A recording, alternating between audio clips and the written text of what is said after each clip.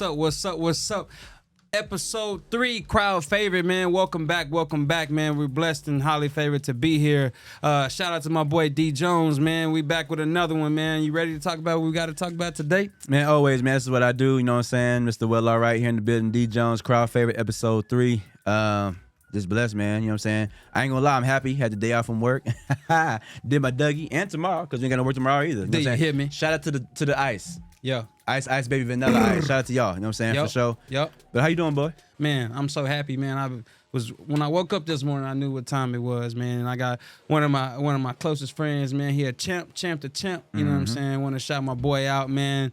Lights out, general manager. Lights out, edge rusher. The guy, the kid that did, and he an Eagles fan. Shout out to my boy JT, man. Welcome, man. Hey, man, thank y'all so much for having me, bro. I've been tuning in to the episodes, man. I'm happy to come on, talk a little bit about that good old Fly Eagles Fly. Yeah. That's cool. That's all good. Here he go. That's cool. Again, I'm gonna just say this real fast before we get into it. I'm going for the Eagles. Disclaimer. Yeah, I'm going for them. Yeah. I just, I have some other things to say about the game, but yeah, for sure. For sure. So we're gonna kick it off now. We're gonna talk about Super Bowl Sunday. That's next week, February 12th. Let's just dive into the matchup. I'll kick it off. We're gonna talk about how Jalen Hurts is now being questioned. Can he throw the ball? Can Jalen Hurts throw the ball? My answer, is yes. Yes, he can throw the ball, despite that 121-yard game that he had against the number 1 defense, San Francisco. Even though against the Giants as well, he had less than 200 yards. That means nothing when the lights come on for this Super Bowl. I believe in Jalen Hurts. I'm a Jalen Hurts fan, and I believe he would deliver. What's your take on it? Yeah, so I definitely believe. I definitely think it means something. I've always said this too, and I said this in the past couple episodes.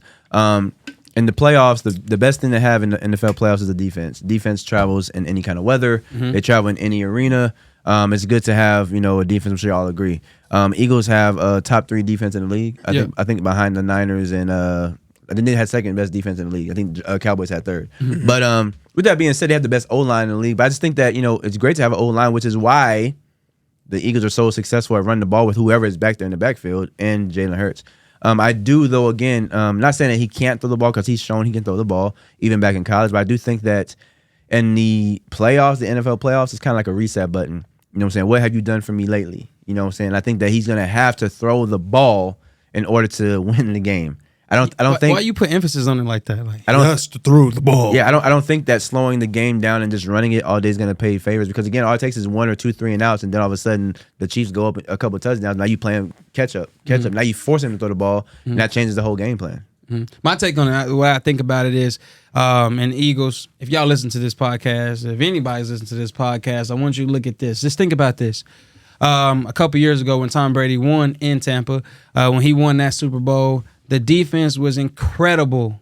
They was killing Pat Mahomes, 31-9 to be exact. And I feel like if anything that the Eagles can take from that game is if you can key in on that Mr. High ankle sprain, because it's a lot of quarterbacks can't even play to that. You damn near should have had your leg broke. The way your performance can level out. I think that if that pass rush can come heavy, if Graham and Ndamukong Suh, he coming off the bench, Sweat, all of them, if they can come off strong and finish strong, the game can be in their favor. Defense wins championships. I've always said that, and I always think that if you have a great defense and a great quarterback, you can win a Super Bowl. JT, what's your take on it? Yeah, you know what I'm saying? For me, it really doesn't matter if Jalen Hurts is throwing the ball or not. Like you just said, when you have the number 1 offensive line probably in the last 3 years, when you have a legendary defensive line that we have that could wreak havoc at any given time of the moment, you only have to. The only thing that's important is winning the game. Right. So just like San Francisco, a lot of people are talking about Jalen's passing numbers to try to talk about him not being able to pass the ball now, yada yada. Man, the man has shown so much improvements from his first 2 years to this year. He was one of, if not top 1, top 2 in throwing the ball from the pocket, and that's tough, right? Because he has that stigma attached to him to be a mobile quarterback. So you know what I'm saying. So hey, all you got to do is do what you have to do to win the game. Right. He's still coming back from that shoulder injury. Mm-hmm. I think that is definitely playing a big key in a lot of things. I think that timing is off with AJ.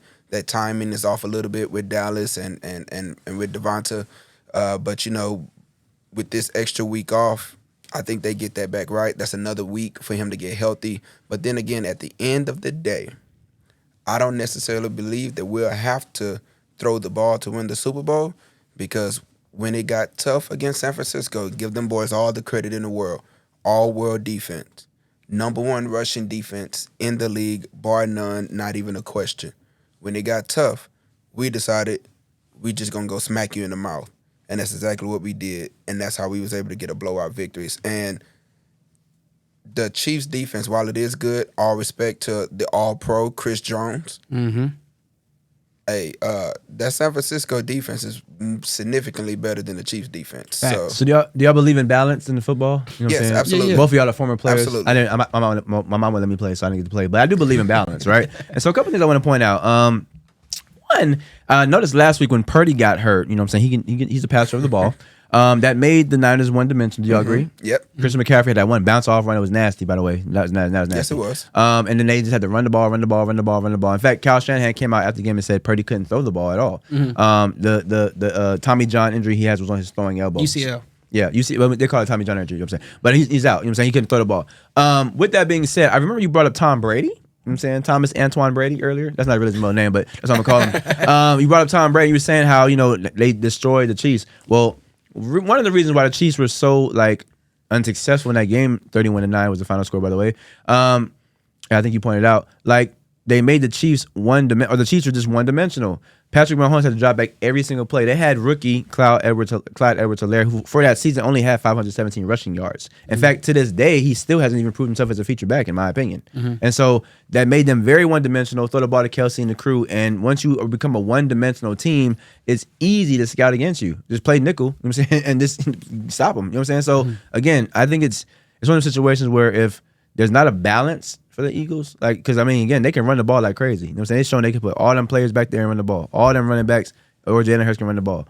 But at some point in time, you're gonna have to throw the ball. You have great weapons on the outside. You have to utilize these weapons to make yourself balanced. Don't make it seem so they're gonna run the ball, hopefully get on third down, not punt it. Because now you make yourself seem like, this is an easy game plan. You gotta make it. It's a Super Bowl. You gotta. My bad, it's the big game. Can't say Super Bowl because they patent it. But it's the big game. You gotta start making yourself we here for a reason. You know what I'm saying? You got to start bringing out all the tricks. For real, that's my point. I have a question. Sure. Which offense do you think is the better offense between the Chiefs and the Eagles? Great ass question. Being totally honest, I think the better offense is the Chiefs because of the idea. In fact, you have arguably one of the best tight ends that ever played the game. Okay. You have Pat Mahomes, who has proven himself numerous times, not just 1 year. You know what your face? Also, they got you know what I'm saying. They're not a receiving core. I think Eagles had a better receiving core. You know what I'm saying? But I do think that O-line. The O-line, I already said The Eagles best O-line. Best O-line is on the Eagles. But again, I do think that the Chiefs, for that engine, Pat Mahomes, he extends the running game the way Tom Brady used to do in New England. They never had a bona fide every down back to go back there and just tote that rock. But they extend their running game by doing them little screen passes, by doing them little, them little sweeps. They do that with McKinnon and Pacheco back there. That creates opportunities of a run game. You know what I'm saying? And they're very versatile and elusive backs to do that. So I think that overall, slightly, I think the better offense is Kansas City Chiefs. Now, defense is not even close. It's Eagles. The O-line is not even close. It's Eagles. But I do think overall the better offense. I think because also Pat Mahomes, y'all agree Pat Mahomes is better than Jalen Hurts? Yes. It's not even close. Right? Yeah, not close. Right. So again, that also matters. To me, quarterback is the most important position in all of sports. And that matters who you have back there saying Hut. Okay. That's valid. I feel what you're saying, but I got to disagree with you on the best offense out of the two. Come on, bro. Sure, go ahead. Valdez, Scanton, clamps. I said better receivers You on Eagles. did say that, but overall as a unit. Overall, you're talking about what you said. All-pro tight end Travis Kelce. No disrespect, Travis Kelce. You are the greatest. You are the best tight end in the way you the said it was kind of NFL. disrespectful. I'm just saying it was a little jokish. What I'm saying is Travis Kelce. Yeah, we know he all-pro. We know who the fuck Pat Mahomes is. We know that. You saying two people is making the offense better than the Eagles. That's basically what he said. Because the receivers, Kadarius Toney, he coming back, he not fully healthy. Man, I did pull out the running backs. Juju Smith, right? And then you got Marquez Valdes-Scantling. He did what he's supposed to do. He did what his contract asked him to do. He fulfilled that. Mecole Hardman. Now watch this. Right, but for both of y'all's sake, I'm gonna get your number before this over with. On the big game Sunday, y'all better hope Juju is poo. Because if not, I'm gonna blow y'all's phones up and say, hey, I was going for the Eagles, but guess what? You saw what he did? Because I'm gonna do that. You see how he can switch up in the matter of a split second? Again, from the very beginning, when the music was on, I said I'm going for the Eagles. I'm very abundantly clear. I'm going for the Eagles. You know what I'm saying? Like, I'm going for the Eagles. I hope they win. I really do. Yeah. I think it'd be great for Jalen Hurts' story. His Disney's movie coming on Disney Plus soon. Great for his movie. But at the same time, it's not. He's not playing, Dak. You know what I'm saying? He's playing Pat Mahomes. Like, he's not even playing an old Brady this time. You know what I'm saying? Like, he's playing Pat Mahomes. Like, this is somebody who is like created player. Not trying to cut you off, but you're running off on a tangent. You're saying that what you're saying is, okay, the Chiefs have a better offense, but you keep pinpointing about the quarterback. You keep saying the quarterback is the most important person in football. That makes it better. But that doesn't mean he has the better offense. Like, it's just Pat Mahomes. Pat Mahomes is the best quarterback in the league right now. So yes, it's the great Eagle defense versus the Chiefs playing Pat Mahomes. Let's switch sides. Okay. Let's switch sides. Hold on, no, take Pat Mahomes and take Jalen Hurts and switch them. Yeah. Who has a better offense? The Eagles win by 1,000. Yes. Then you just proved my point. Did you not? Did you not prove my point? Come on, JT. Did you put my point? Honda? You did. He kind of proves their point. He did. Because he's talking about quarterback and the quarterback play matters. But I understand exactly what you're saying, because you cannot just tell me that just that one person alone is the sole reason that the Chiefs' offense is better than the Eagles. Well, especially with Jalen Hurts playing at an MVP level this year. But he ain't gonna get it. But let's look at last year's team. We'll talk about that later. About the MVP. But let's look at last year's team, right? The Eagles had Tyreek Hill. They had, Kelsey. They had Mecole, who was healthy. They had different weapons. Do you agree that last year's Chiefs team was better than this team? Absolutely. Yeah. Right. Okay. So with that being said, though, these big pieces gone. Tyreek Hill is a big piece gone. Right. And look at what Pat Mahomes is still doing. If Jalen Hurts didn't have the season he's having, this wouldn't even be a question that Pat Mahomes is the MVP. Like, so he's showing you again, like, I matter. It don't matter who you put out there. Put us three out there. I'm gonna go ahead and get it done. He make us all world. He's that dude. That's what I'm saying. There's certain quarterbacks who make the team. Tom Brady makes a team. Aaron Rodgers makes a team. Pat Mahomes makes a team. He make people look really good that people probably aren't that good. But like when JT was defending me, because like, you proved. I get it. Lights out. ENT. I get it. I got y'all. Go ahead. Greatest team ever. Man, it's the greatest team ever. I got you. Right. But anyway, like, I get you. Quarterback play is the most important. If that's your take, I respect it. Cool and dandy. And you even said if you swap quarterbacks, clearly the Eagles are still, because the Eagles already got the firepower, is what I'm saying. Pat Mahomes got to work a little harder, because he is great, but he got to work a little harder for the Chiefs' offense to be like that. Mm-hmm. Let's say you put Derek Carr in the Chiefs' offense right now without Pat Mahomes. Who has the better offense? Say it again. If Pat Mahomes is not there, and let's say you have somebody like Derek Carr as the Chiefs quarterback, who has the better offense, the Eagles or the Chiefs? Still with my point. Now I say Eagles. Okay. More of the story is the Eagles have the best offensive line. Mm-hmm. Okay. They have two wide receivers, right? One is clearly the wide receiver number one. Devontae Smith is a close two, right? He could be. He's a one. He's a one? He's a one. That's my opinion. I like Devontae Smith, but I don't think he always needs to be on the double. You're going to always want to try to key in on AJ Brown. I look at that. And because it opens up more opportunity for Devontae Smith, because you have a great tight end like Dallas Goedert and Quez Watkins. So all that goes into play. What I'm saying is he don't have none of that. He's just making it happen off the quarterback. So you're saying solely because of Pat Mahomes, he's better than the Eagles. You should have just said that shit from the jump. You just went all. My point was made, though. And you proved my point by when I said switch teams. Yes. I want to say that. But I mean, I hope that Jalen Hurts and the Eagles win this championship. I really, really do.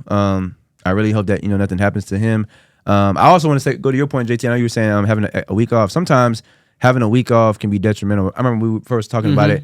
I was, they made it, but I thought that bye week was going to be bad for the Eagles because Jalen Hurts was just coming back from his injury. Like I think I need to build some momentum, not have a week off. But they shut me up. So I mean, there they are. Nah, I'm really big on. I think it just depends on what team is getting that bye. Me being a diehard Eagles fan, I think everybody that's an Eagles fan knew that we needed that bye week. Yeah, man, we needed that, boy. We had people just falling off towards the end of the season. We did a good job of staying healthy for the most part of the season. Then at the end, it just started crashing down. So people got a chance to get healthy, and then they came out hungry against the Giants, and who stood no chance regardless. And the only reason that Jalen Hurts played against Chicago is because they needed to get that number one seed. So I feel like if the spot was secured, he wouldn't even play. He probably would have been more prepared. Had we beat the Saints, man. Yeah. Like, shit happens though. yeah. I mean, if Dallas would have went out and Eagles would have lost out, it would have been switched. We would have played. We would have had a bye, and y'all would have played Tampa Bay first. Yeah, it still would have been out. Who the Eagles play first round? The Giants? No, they played Giants second round. Yeah. Who lost the Giants? You saying? Oh, okay. I guess. I mean, that's cool. In that world, All opinions. in that world, the Giants would have lost, and then the Cowboys would have had to play the Vikings, and then I think the Vikings would have smacked the Cowboys. Yeah, just After we smacked their ass during the season? Hey, it's the playoffs. I got you. I'm just saying, we did smack their ass during the Justin season. Jefferson, best receiver in the league as of now, as of today. He's best? Yes. Right now, yes. As today, Is he yes. better than Jamar? Today, yes. I've been saying he better than Jamar. He better than Devontae Adams? Today, yes. I don't know Even though about that. Devontae Adams had about 1,400 yards this season, I'm just saying he had an incredible year. Today, yes, he had a better season. Hey, Darius Slay completely took your best receiver in the league and made him a child for So did Jair 60 Alexander. minutes. Big play Slay. So did Jair Alexander, by the way. And Greedy danced above his on the sideline, too. Greedy dance, whatever. Yeah, he did. Yeah. Just saying. But I mean, he's a good receiver. I think he's number 2, though. I'm thinking he's better than Devontae Adams. Overall, no. But I just said for this season. Oh, we want about stats? Then sure. How many times did I have to say this season? I still don't think he's better than Jamar this season. Hey, that's you. I Now think we talk about LSU, then we know Yeah. Jamar Chase is the best. But this season, Justin Jefferson is better than Jamar Chase and Devontae Adams. This season, okay. He did make the MVP top 4, I think he did. So, yeah. To conclude this quick conversation with this about like Pat Mahomes and the Eagles, what way do you think that? What is your way to think that they can stop Pat Mahomes, or vice versa? What way do you think that the Chiefs can stop Jalen Hurts? So I'll start with the Eagles first. I'll start with stopping Jalen Hurts. I say that if the Chiefs can, get a couple of 3 and outs quickly, that make that run game, null and void. Chris Jones can create some penetration, some impact there on that line, and make them have to like get into those long third downs. You know what I'm saying? 3rd and 11, 3rd and 9, where you gotta throw the ball.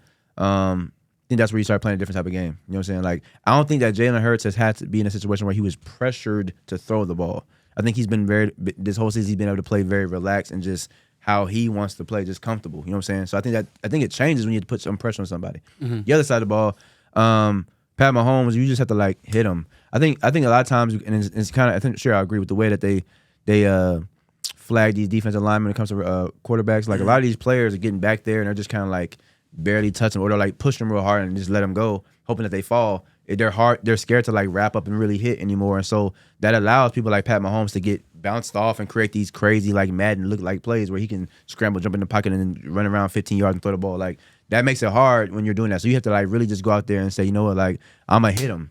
You know what I'm saying? Make him feel me. You know what I'm saying, for 60 minutes, because otherwise he gonna dissect them like a frog in class. Just saying. What's your thoughts, JT? Just starting with the Eagles, because I don't think we're getting stopped. So actually flip that. Starting with Patrick Mahomes. Yeah, we got to hit him. But everything that you just said is spot on. And the beautiful thing, which is why I'm so confident over here, is we got them dudes that's really going to hit them. Mm-hmm. You know what I'm saying? We got them boys that's not going to let up. Hassan Reddick is a man on a mission right now. Mm-hmm. And I think another thing that works so great for us is a game like the Cowboys game where CD kind of killed us in the slot and over the middle. Stuff like that helps, because now that we got CJ back, now that we got Avonte Maddox back, now we got somebody that we can put on Travis Kelce to hold it down and over the middle, because we know we got 2 corners that's going to lock up their receivers. Mm-hmm. I don't think it's really shown itself all year until the Super Bowl how much the Chiefs are going to miss Tyreek Hill. I think it's going to take all the way until the Super Bowl for the Chiefs to really be like, we are missing that guy to really spread the defense, because with Slay playing at an all-pro level, with James Bradbury finna get the bag playing at an all-pro level. We got rookies in Reed Blankenship that's coming down head hunting. We got CJ, who's really a nickel corner. And then we got the best nickel corner in the league in Avonte Maddox, who's back. We can lock them dudes up on the outside and play man, and then we good there. We good. Pass rush is going to go. We know they're not going to run the ball on us. Mm-hmm. They don't run the ball like that at all. So I think we're sitting pretty here. Like I told y'all pre-show, I'm really starting to get the vibes that this may be kind of like the Broncos and Seahawks from a few years ago. Yeah. I think the Chiefs are that finesse team, and I think the Eagles finna bring the nasty. I think we finna keep that physicality going, and then we'll see what's up. I'm very confident in the Eagles offense because we can play a multitude of styles. And that's what I think we're really good on that. I like that. Yeah. I like that. Kid, Hey man, I like to know a little bit of things, You know man. what I'm saying? But a multitude of styles, man. And I know you said that we really haven't got like pushed throughout the year where Jalen had to throw, but we were down 17 points to the Jaguars. We were down a couple of touchdowns to the Colts. Both of these teams have really good defenses. That was a really, really good game. Yeah, that was really close. And Jalen had to step up and throw that thing. And I think, again, nobody's better at scheming than Big Red over there with Kansas City. But Nick Sirianni and this offensive game plan that we have and the way that we can scheme these boys open and the way that we can manipulate kind of things and find our matchups, it's not like Jalen's dropping back playing 7-on-7 against a cover 2 and just having to like look for the open spot. Like it's really designed very well, and it all stems from the run game. So I think because we've shown that we can win a multitude of ways offensively, and because of what we got defensively, man, I'm much more confident right now than I was in 2017 when we was going up against Tom Brady. Right, and also just some like a fun fact to know is like Andy Reid, Big Red, and when he was the Eagles coach for 14 years. I feel like he knows all about the fan base. He knows how intense this game is going to be. He is 3-0 with the Chiefs. Since he's been with the Chiefs, he's been 3-0 going against the Eagles. And I think this is going to be his first loss. I don't think he's going to go 4-0, especially in this big moment like that. I just think Nick Sirianni, young gunner, right? He's a young head coach, got a lot of firepower with him. I just feel like he got a lot up his sleeve. You succeed in the run game, ain't no need for the pass game. So them less than 200 yards that Jalen Hurts did, it won't even matter. Because like you said, they got a multitude of offenses that they can display. Well, my closing argument is this. I'll just say I'm going for the Eagles. I do hope that y'all are right. But if they do get in a situation where it's quick, and this can happen quick, 21-7, you know what I'm saying, then that run game is not working. So we got to come up with some other stuff. And like that's as I'm saying, that's where I think like, okay, cool. Like, like I think sometimes also too, one of the unkept things is sometimes like players who have been in these pressure situations, it's different for them. They don't necessarily feel as much pressure as somebody that's new. You know what I'm saying? Devontae Smith, A.J. Brown. Like, A.J. Brown was in Tennessee, you know what I'm saying, hoping to get to the playoffs before. Like, he ain't never been in a situation like this. Nowhere near it. So, like, this is all new for them. You know what I'm saying? The only person who's really playing a big game like this is Kelsey, the center who won the championship, and then probably Jalen Hurts because he's been in championships in college. You know what I'm saying? And Brandon Graham. And Lane Johnson. And Fletcher Cox. Okay, cool. I get what you're trying to say. I'm saying more so with, like, this, like, the offensive weapons. You know what I'm saying? I'm just saying, like, that's what I'm If you're talking about championship pedigree in general, you got Jordan Davis. You got N'Kobe Dean. Okay. You got Devontae Smith. You got Jalen Hurts. I definitely understand what you're saying. Yeah, I get what you're saying. And you are 100% correct, right? It's really big in basketball with the Warriors when they make it to the finals against like the Celtics. They like, we've been here before, they haven't. They gonna crumble. I think in this instance, just because of how Jalen's pedigree is, just because of the coaches that he's had in his past, like a Nick Saban, I don't think that'll show its head as much as it would have if like a Brock Purdy would have won. Brock Purdy had to be in the Super Bowl right now. Right. Yeah, I do think that Jalen has a different type of umph about him. You know what I'm saying? He's been there hungry before. But I do think, again, like I was saying, like, it's different over there, man. Like that guy, and I'm not a Pat Mahomes stan, but it's different playing him. Like it's different. You know what I'm saying? Like same thing you were saying about like Maddox, like, and Gardner Johnson, like, it's different trying to guard number 87. Oh yeah, for sure. You know what I'm saying? Like he been triple team and double team his whole career, and he's that guy. He's like, get off me, catch. Well, best believe that's what they study. You know, they looking that up. But fun fact, if you know, and it's a big if. I really hope this if it can happen. Jalen Hurts wins. He's the 4th black quarterback to win a Super Bowl. You got Doug Williams. You got Russell Wilson, Pat Mahomes, and now it could be Jalen Hurts. Yep. So that's something that's actually cool, and he opened up the gates. I hope he opened up the gates for all rushing quarterbacks to show a lot of general managers that, hey, I can run and I can get to the Super Bowl. I can throw, not probably better than I can run, but I can get you to the Super Bowl. So that helped out Lamar Jackson. For any team that wants him, you got an opportunity just surround him by a great offensive line, like you said, brother. Yeah. A great offensive line. I do like Lamar Jackson. Oh, here you go. No, Nah, go ahead. Like- I'm not getting. It's about the system. If the system is around a quarterback and it fits the quarterback, like it can work. Yeah, it can work. But what I'm trying to say is this though, like this is what I said last episode about Lamar Jackson. With Lamar Jackson, like he's like another creative player. Like speed on 99, like Jerome go. You know what I'm saying? Yeah. But at the same time though, like anytime a receiver is a free agent, he ain't looking to go to Baltimore. You know what I'm saying? That 'Cause was he an know- offensive coordinator situation. yeah, that's though. not his fault. Nah, but what I'm saying though is like OBJ, AB, like all these receivers are like OC. So you trying to say if he had these great receivers, Lamar Jackson throw the ball to him like If that? Lamar Jackson stays in Baltimore, and clearly they're getting a new OC, I would be. We could talk about this later on in the year if I'm wrong. That not one top receiver not gonna want to play for him. No. I have a better question for both of y'all. Sure. Who's the better passer out of Jalen Hurts and Lamar? Oh, Jalen Hurts.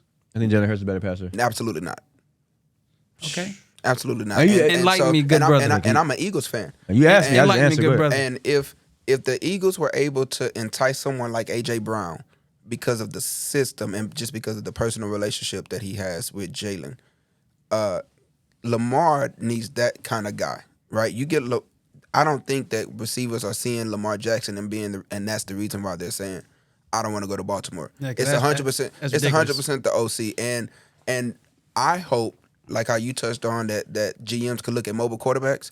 I hope that GMs and owners start looking at what the Eagles have done and just this is how you're supposed to build around a guy's skill set instead of trying to have him match this prototypical 1990s to early 2000s thing. Valid. You know what I'm But saying? you- Like, it's better now. That proves his point, though. You said build around what you have. If Lamar Jackson, like, here's the thing: Lamar Jackson is showing you, okay, because remember when he came out, they said make him a safety or make him a DB or make him a receiver. Like they want to switch his position because of his speed.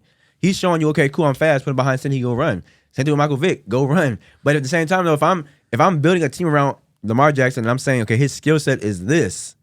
Same thing you said about Jalen Hurts, his skill set is this. Well, he's showing me I can use him for RPOs. I can use him for bootlegs. I can use him for option read. Same thing they tried to do with RG3 before he got hurt. Like I'm building this around his skill set. His skill set is not necessarily passing the ball yet. That's why I asked the question earlier. How many drop passes did he have with Hollywood? Hollywood can't catch. He can't spell catch. Oh, look You where gotta he give him somebody to catch. Look right now. He can't spell. Let me ask you a question right quick. Who's a better quarterback, Lamar Jackson or Justin Herbert? Justin Herbert. Thank you. Finally, somebody agrees. Wow, thank you. A better quarterback is Justin Herbert. Thanks. Yeah, and that Justin Herbert has an all-world generational type of arm, and that's been said of him for so long, just like Trevor Lawrence and stuff like that. But still, at the end of the day, as a quarterback, you need a receiver. Look at what Mark Andrews does in that kind of a caliber system, and Mark Andrews is right underneath Travis Kelce, maybe. You know what I'm saying? In terms of being able to get open, Yeah, he is. you know, productivity and things of that nature. Yeah. If Lamar had a receiver, if Lamar had a D-Hop, if Lamar had a Devontae Adams, if Lamar had a Justin Jefferson, It never gonna happen. the Ravens would win the Super Bowl. Never gonna happen. And they will walk to the Super Bowl. Because if you think what the Eagles is doing is great, before the Eagles got the number one rushing offense, it was the Ravens. So all we did was mimic the exact same thing, except Howie was smart enough to realize we still need a receiver to go get that thing when it's time to go get that thing. Yep. And Baltimore has not. They Listen, don't have somebody that can catch a 50-50 ball, but Mark Andrews. If you have somebody, but it's the thing though, you got a lot of these business moves in the NFL happen because somebody says, "Y'all go play there." I guarantee if AJ Brown said, "I ain't going to the Eagles. I refuse to play for the Eagles. I ain't signing no extension with the Eagles," he wouldn't be an Eagle. Like D-Hop, they trying to trade him right now from Arizona. If he says, "I don't want to play in Baltimore," he ain't going to Baltimore. Period. That's what I'm saying. Devontae Adams, if you'd say I want to go to play with Lamar Jackson, he'd be a Raven right now. That's what I'm saying. These players, like, I don't want to play with. I want somebody to pass me the ball. Like that's if you're a receiver. And OC. if you're a receiver, That's the only reason. if you're a receiver, you know what I'm saying, and you are going from 1,200 yards a season, and that dwindles down to 980, because I'm having a person who don't pass the ball, he runs a lot more. Same thing with Justin Fields. If Justin Fields, they don't find a way to start balancing that, ain't nobody gonna go to Chicago. Valid. Period. And the same thing with Justin Fields. It's the same thing with everybody else. You're trying to put them into a position to where right now the offense is only built around their legs. Try to build the offense around their arm. Lamar Jackson has one of the most special arms. The only thing that he really had an issue with was his deep ball accuracy. That's something he's gotten better at over the years. He has a strong arm, but I put Lamar Jackson in the same category as like a Josh Allen in his early career. Strong cannon arm, but like the touch, the accuracy is like off. And so that matters when you're trying to throw anything from a 15-yard out and up. You know what I'm saying? That matters. I got a good one. When Michael Vick finally got put with an offense and an OC that was able to utilize his arm just as much as his leg. In Philly? With also with two receivers on them outside because them boys knew how to get out and go in Deshaun Jackson and Jeremy Maclin. Mm-hmm. It was the greatest Michael Vick we have ever seen. Yep, that's the best Michael Vick. That's the best Michael Vick ever. I think that came with seasoning though too though. Like again, Michael Vick's always had an arm, but like you at some point in your career, like he's with a Donovan McNabb. He's with people who are showing him, hey, like this is what we got to work on. You know what I'm saying? Like when you're young like that, like I remember Michael Vick. I heard an interview with him recently. He said when I got to the league, he said after my rookie year, I said, oh, this is easy. The NFL became easy to me. Everything slowed down. Like I can just run past these dudes if I want to. That's different from saying like, let me go get a quarterback coach. Let me get somebody to show me how to create some touch on my throws. Same thing Josh Allen did. Look what Dabo did with him. Like you know what I'm saying? Like it changes your whole way of. Now you fear Josh Allen's arm throwing that mug to Diggs, not just running at 225 pounds. I'm so happy you brought that up. Make a difference. Yeah, it does. But I'm so happy you brought up that old Michael Vick interview because Michael Vick himself has said that Lamar Jackson is just worlds like above where he was at as a young player, as a young passer. He said that on the Shannon Sharp show. Yep. And so that just goes to show, man, like get that man some weapons. If Lamar Jackson goes to the New York Jets are in the AFC Championship game next year. With one receiver? Ooh. Two receivers. Elijah Moore, Garrett Wilson, Brees Hall. They don't even play Elijah Moore now. They'll probably give up. Corey Davis probably won't be there. Corey Davis won't be there, but you give him Garrett Wilson and Elijah Moore. That's more with Brees Hall. That's two more than he ever had. Come on, man. All right, he had Hollywood. You heard what I said about the Jets Rashard already. Bateman hasn't proved anything. He has been hurt, but he hasn't proved anything. You had James Proshi III from SMU. He's probably his best receiver. Devin Duvernay. Hooker. Duvernay, I think Duvernay could be good. Like, get him the ball. I mean, that's what I'm saying. Get him the ball. Like, I don't know, but that's good. I mean, good conversation though. Good argument. Nah, for sure. Now we're gonna dive into Sean Payton. Breaking news: Sean Payton has returned back to the NFL and is coaching the Denver Broncos. It appears that he is now giving the Saints are getting a first-round pick of this year from Denver and a second-round pick of next year for Sean Payton. I think that's going to change them tremendously. I also think that the Saints can possibly go for a defensive tackle when it comes to the draft this year. Even Cam Jordan tweeted, hey, defensive tackle. He's looking for a defensive tackle for the Saints. And I also think this just made the Broncos a little bit better. I think there's a lot of work. I don't think Sean Payton solely can change everything. I think it's also about who comes into the office with him and Russell Wilson. And I guarantee you there had to be an agreement between Russell Wilson and Sean Payton because those are two totally different type of people. You know, Russell Wilson has a totally different attitude than Drew Brees did. So Sean Payton's going to have to rewire his communication with Russell Wilson because I just feel like you probably can't talk to him the way you talk to Drew Brees. You probably can't communicate effectively the way, you know. I think you could. Think so? Yep, I think so too. I don't know. You know the boys he was with in Seattle? Yeah. That's defense, though. They talk. You saw the linebacker getting Russell Wilson's face this year too. I think they realized, hey, bro, we tired of hearing all the hoorah. They paying you the buckety bucks. You need to give me what we need, and that's some wins. So I think Sean Payton's gonna push them for sure. They're not gonna be the bottom of the AFC West this year. It's gonna be the Raiders until the Raiders can figure something out. But they're gonna get at least 3-4 more extra wins. You know, off of offense alone. Oh, just Sean Payton in the offense. Oh, just for Sean Payton. Yeah, Okay. I mean, we gotta see who's willing to come to Denver now. And now that you got Sean Payton, we gotta see how can he build his offense. How can this work for Russell Wilson and Sean Payton? So that's something that we can check out. I think Sean Payton's name alone is one of them. I'm not gonna say he's like top 5 or anything like that. I'll just say that the pedigree behind his name is very enticing, especially for offensive weapons. Yeah. You know what I'm saying? You never know what might happen in the next few months. Trades, like he might go get his boy Alvin Kamara. Like, imagine he go over there and now that Scary changes sight. everything. Scary you know what I'm saying? sight. I mean, Yeah. he might go get somebody who's elusive like him. You know what I'm saying? Like, so I think that I don't know. I think Sean Payton's just offensive mind is like, whoa, it's crazy. I think that big things are up and up for Denver. I think this is the best place for him to go. The only other place I thought Sean Payton might think about going, where I saw him going other than here was Arizona because of Kyler Murray. I think if Kyler Murray get like a offensive mind I think Cliff Kingsbury's a good offensive mind, but I think that is it's his first job out of college. It's different, It's a different type of game, and so I think that if he gets like a good offensive mind with Kyler Murray, sky's the limit for him. Because he can make all the throws too. And Arizona has the 3rd pick. I don't know where they're gonna go yet. Will Anderson. Defense. Will Anderson. Will Anderson. Oh yeah, Will Anderson. Yeah, defense, 100%.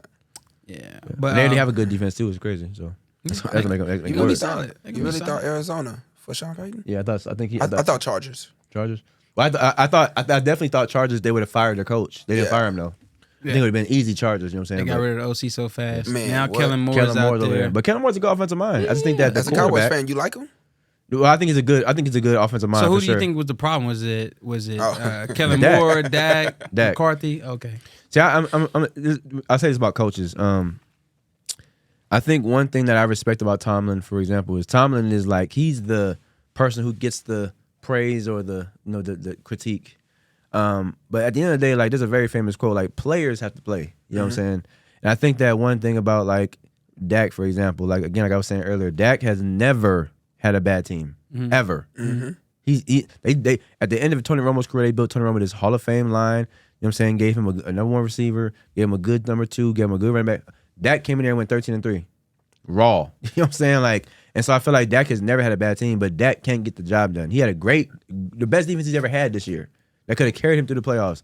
Dak couldn't get the job done. Niners didn't score a bunch of points in that loss. You know what I'm saying? Like, he just couldn't get the job done. Like, Dak to me, Dak is the issue. And I also believe this too. I think sometimes certain stages are too big for that person. So what I mean by that is, I think Dak might be very successful somewhere else besides Dallas. That America's team mindset, that star on your helmet, like that never-ending reality TV show that comes with playing in Dallas, like it might be too big for Dak. He might have to go play somewhere else. Like that's what I said before. To me, this is my opinion. I would call the Raiders right now and say, "Hey, give us a call, we'll give you Dak." I think both quarterbacks thrive in other places. I don't think that would be enough, but I like everything that you're saying right now. So, and what I started envisioning is, what if you put Dak in like a place like Seattle? Let me tell you something. I'm glad you said that. 3 years ago or 2 years ago, whatever it was, when they were having these rumors before Dak got hurt, when Dak got hurt, trade him for Russell Wilson, I was, man, please go get Russ. Like, go get Russ. Let Dak go play in Seattle. Dak anywhere besides here at this point, go.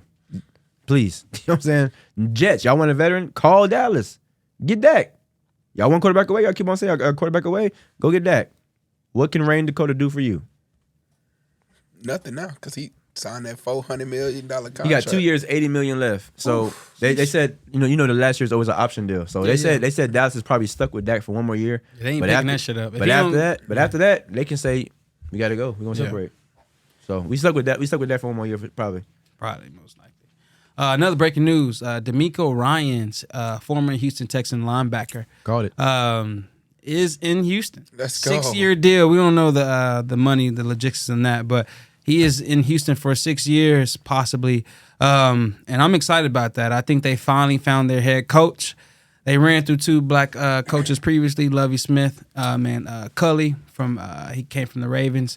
They had those 2, and I think those were just little placeholders until they found who they really wanted. I don't think he's gonna get that treatment that like Lovie Smith got. I think he can actually do a little better. And if you look at it, Houston wasn't really out of the fight this whole season. Like they were fighting, they were competing at the highest level that they could with what they had. Definitely they're going quarterback at pick 2. possibly C.J. Stroud or Bryce Young. I think Bryce Young is the better fit. I just think C.J. Stroud, based off the Ohio State game, a lot of analysts and a lot of teams are looking at that one game and saying, hey, he possibly can go before Bryce Young. I still think Bryce Young can go number 2. I do think this is going to set Demeco Ryans' future up.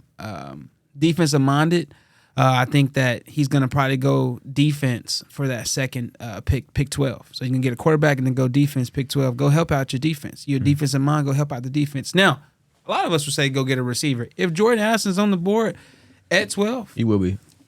possibly. You just never know the way the cookies crumble.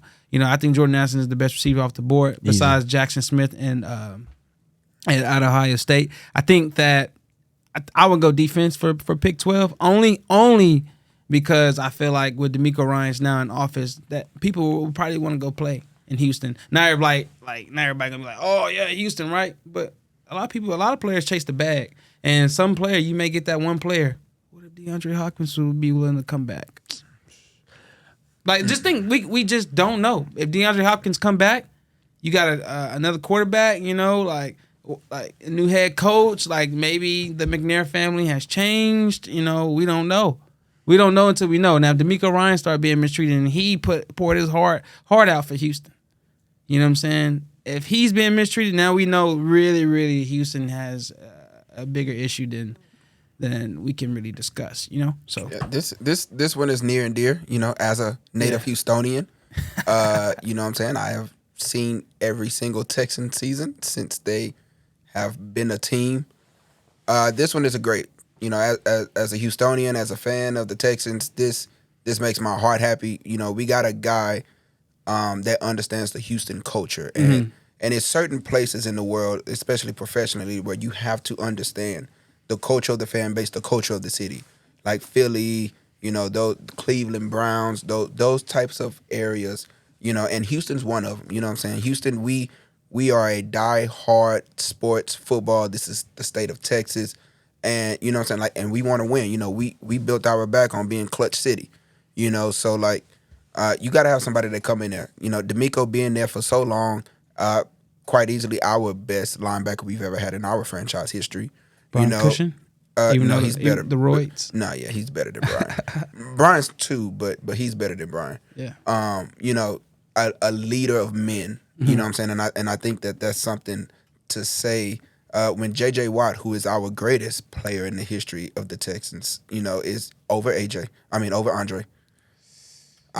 Trust me, it's tough, but I think JJ's more first ballot than Andre is. That's why. And so, you know what I'm saying? Like, he's eligible in 2027, by the way. And he would definitely be on there instantly. But, bringing Demeco back, man, this is great. We just talked about that San Francisco 49ers defense, right? Robert Saleh left to go to the Jets. 49ers didn't miss a beat. In fact, their linebackers became even more all-world. Nick Bosa is finna be Defensive Player of the Year, even though he shouldn't, Hassan Reddick. But nevertheless, he turned their safety into a Pro Bowler this year as well. And I'm looking at the Texans, and I'm looking at Devin Singletary. I'm looking at Jalen Petrie. I'm looking at Christian Harris, another Alabama linebacker like Demeco Ryans. And I'm looking at these guys on go. And the Texans, man, they had a dogfight against the Chiefs. Showed why they are a terrible team fighting that have the number 2 seed going against the Cowboys earlier this year because that was their game to win. Mm-hmm. Had a dogfight on Thursday Night Football against the Eagles who finna be in the Super Bowl.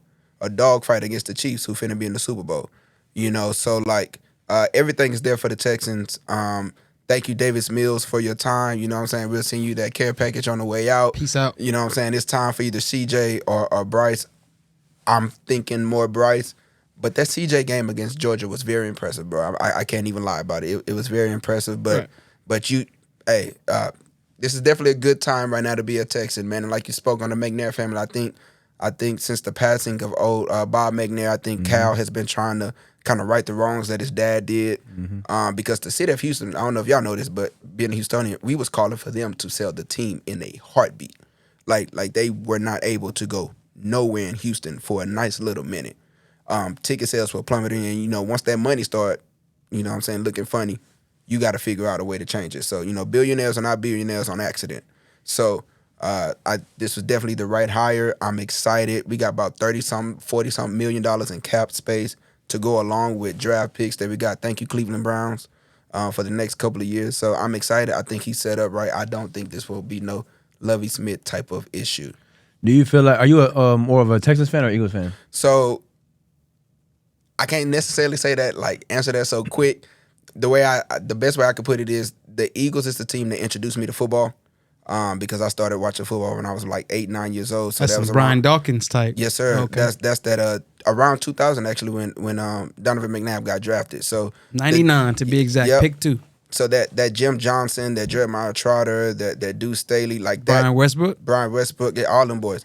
That's what I grew up on. And then 2-3 years later when the Texans finally got Expansion built on, team, right. So obviously, my home team, and like I just said, Houstonians, we're very proud of our home. So I always like to say I'm 50-50. When the Eagles and the Texans play, I cheer and I'll be mad at the same time. Right. You know what I'm saying? But I think now that I'm getting a little bit older, I can say I'm probably about 52 Eagles, 48% Texans, give or take. But I'm very close down the middle when it comes to both of them. I feel you. I used to be the same way because I know the Raiders before they went to Vegas, they actually thought about coming to San Antonio, and so I did not know that. Yep. Yeah, so I people were asking me the same exact question: would you go for the San Antonio team? I'm like, well, I'm a Cowboy fan, so I just didn't want to have to deal with that. I was kind of it would have been cool if they came here, but I'm kind of glad they didn't because I don't have to deal with that. So I feel you on that. I think that the Texans have a pretty good defense already. I think they need to get a quarterback and then get them a weapon to get the quarterback happy. You want to make your quarterback happy again, as I said earlier. Most important, in my opinion, most important position in all of sports. I think this is what I think is going to happen. I think the Colts are going to make a trade for that number 1 pick, and they're going to pick Bryce Young. And so I think that y'all at number 2 will be left with having to decide between Levis and C.J. Stroud. I don't think that's a no-brainer. CJ. Yeah, easily. Well, I mean, we say that, but at the same time, a lot of people have Levis as, up there. So I mean, that's what I'm saying. It's going to be one of those situations. But I do also feel like I do think it's going to be Texans in this hard situation. And you're going to have to kind of, and I don't think Demeco going to even have a say so in that pick at number 2. Oh, there's no way he's signing that deal. And don't get no pick. Yeah, no, not at all. 6 years? Nah. 6 years? His whole thing is on the line. At the end of the day, again, right? He's going to draft his quarterback. Well, he's not a GM. That's what I'm saying. A GM is not a coach is not a GM. You know what I'm saying? We all know this. You know what I'm saying? You look at you know what I'm saying? GMs, that's what their job is. So coaches just have to coach and make it happen. GMs is going to pick the team. Because even back to Baltimore didn't want Lamar Jackson. Ozzie said, I'm going to get him though. You know what I'm saying? And here you go. And they've been successful with him, but the coaches didn't want him. You know what I'm saying? Harbaugh wanted him, a quarterback who throw the ball, whatever. He didn't want Lamar Jackson. Yeah. But he probably happy he got him now, but he didn't want Lamar Jackson. So again, GM's going to draft who they want to draft, and that's just what it is. Yeah, I get. Look at me in Dallas. Every year we piss off at Jerry Jones. You know what I'm saying? He gonna draft who you want to draft. Period. So with the amount of draft picks Houston has this year, you don't think since the draft this year is not receiver heavy that they can just get a receiver in the second round? Mm-mm. You don't think so? Not when you have a Jordan Addison sitting there. Well, he better go get him. Got to. Don't forget though. John Mechie. The third. Exactly. He's coming back. He's coming back. But we don't know who he's gonna be. That's true, but. Hey, look, we just finished talking about how crucial receivers are. Mm-hmm. You got to go get a receiver, man. You got it. It's the same thing that I wanted the Eagles to do for Carson Wentz. You got to go give that man somebody to throw the ball to. Mm. Especially when you just hit good on the running back position. Yeah, making my point so much more wonderful. So did they hit on the running back position in the first round? No. No, exactly.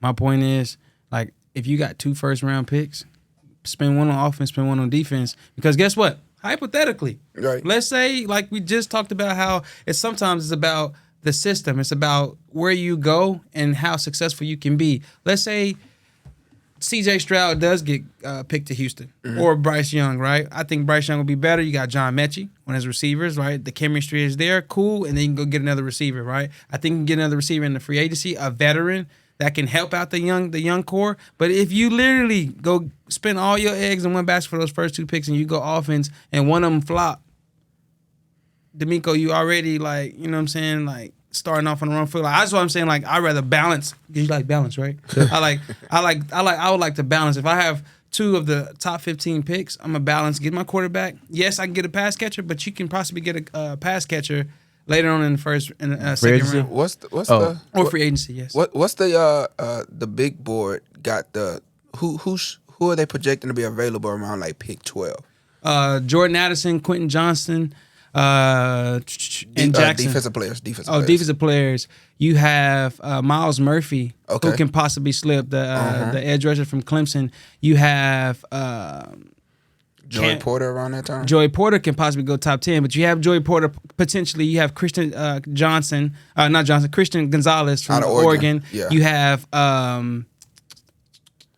Tyree Wilson can range between the 6'6" edge rusher from Texas Tech. Yeah. He can range between the 6th pick of the Detroit Lions. It can fall no later than the 14th pick where Where's the Patriots Keely are. Ringo going to go? I think he can fall to the second round. What pick you Whoa. got? 12? Yeah, 12.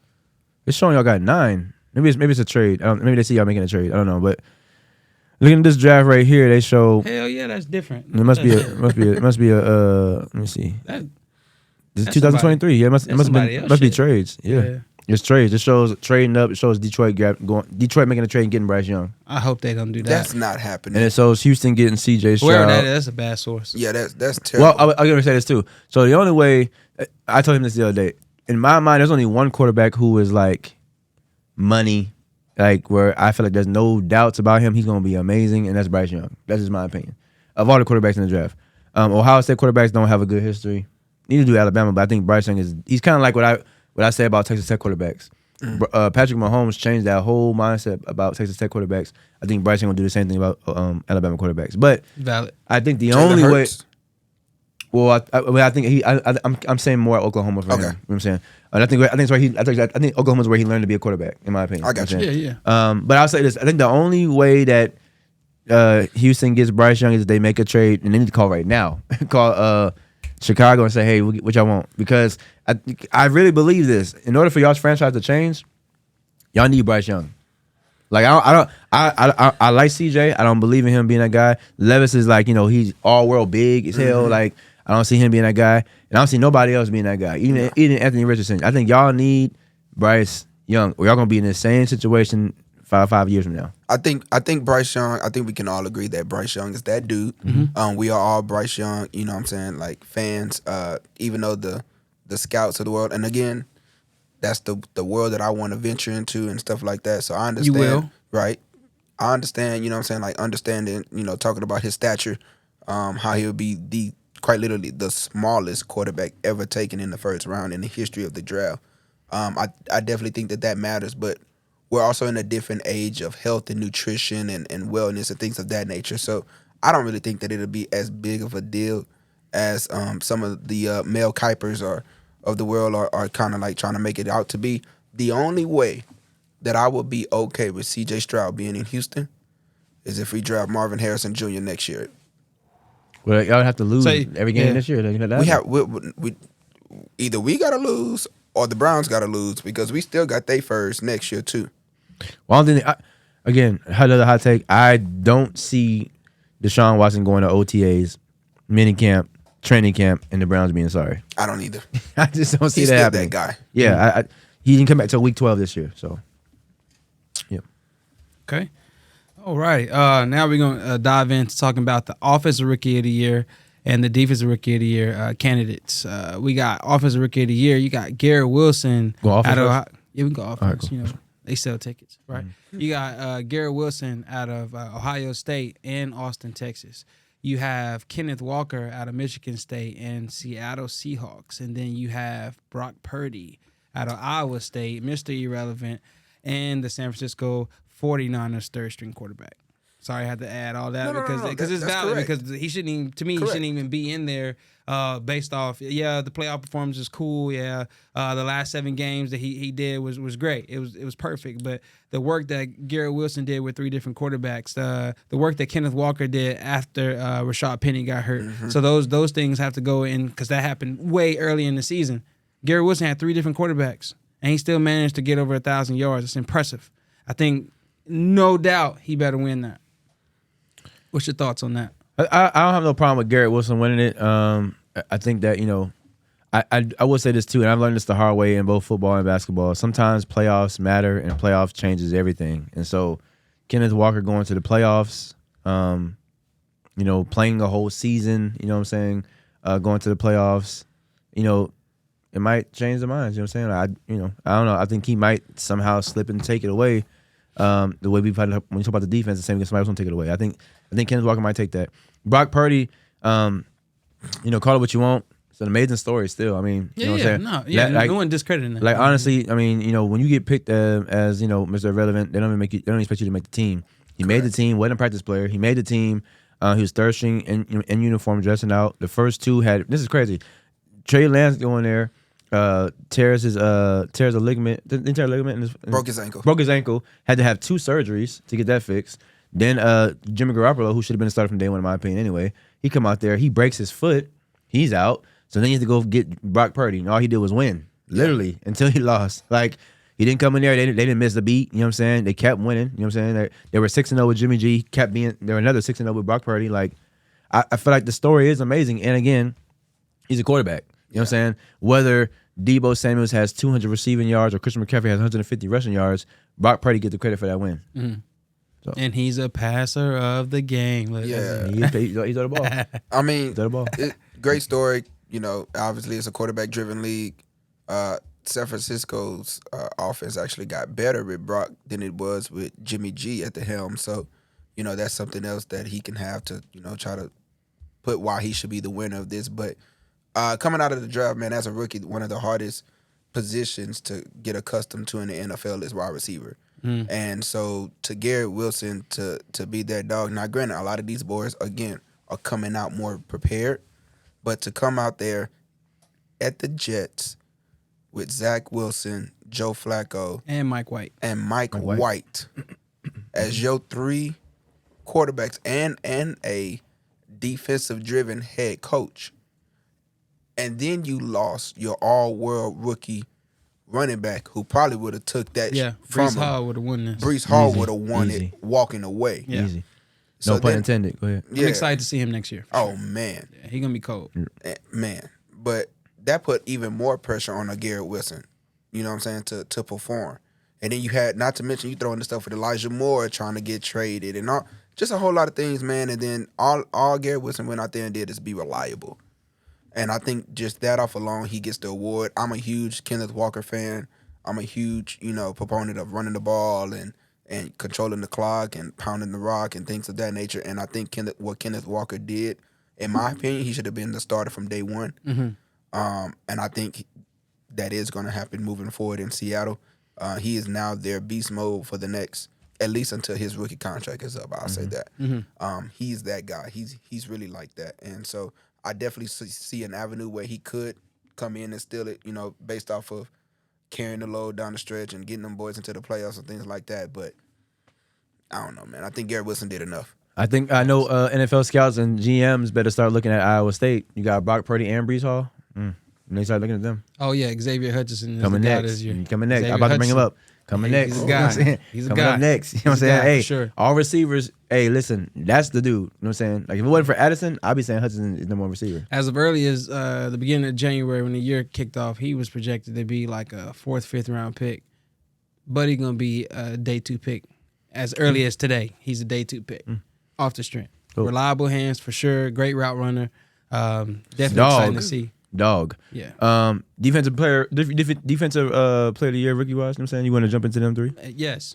First of all, Absolutely. UTSA, man. Tariq Woolen unanimously should win this. Like, it shouldn't even be no conversation. Yeah, like Sauce Gardner, he has his stats for sure, but he doesn't have 6 picks. He's not tied with the most interceptions in NFL. And Asante Samuel said it best. Picks.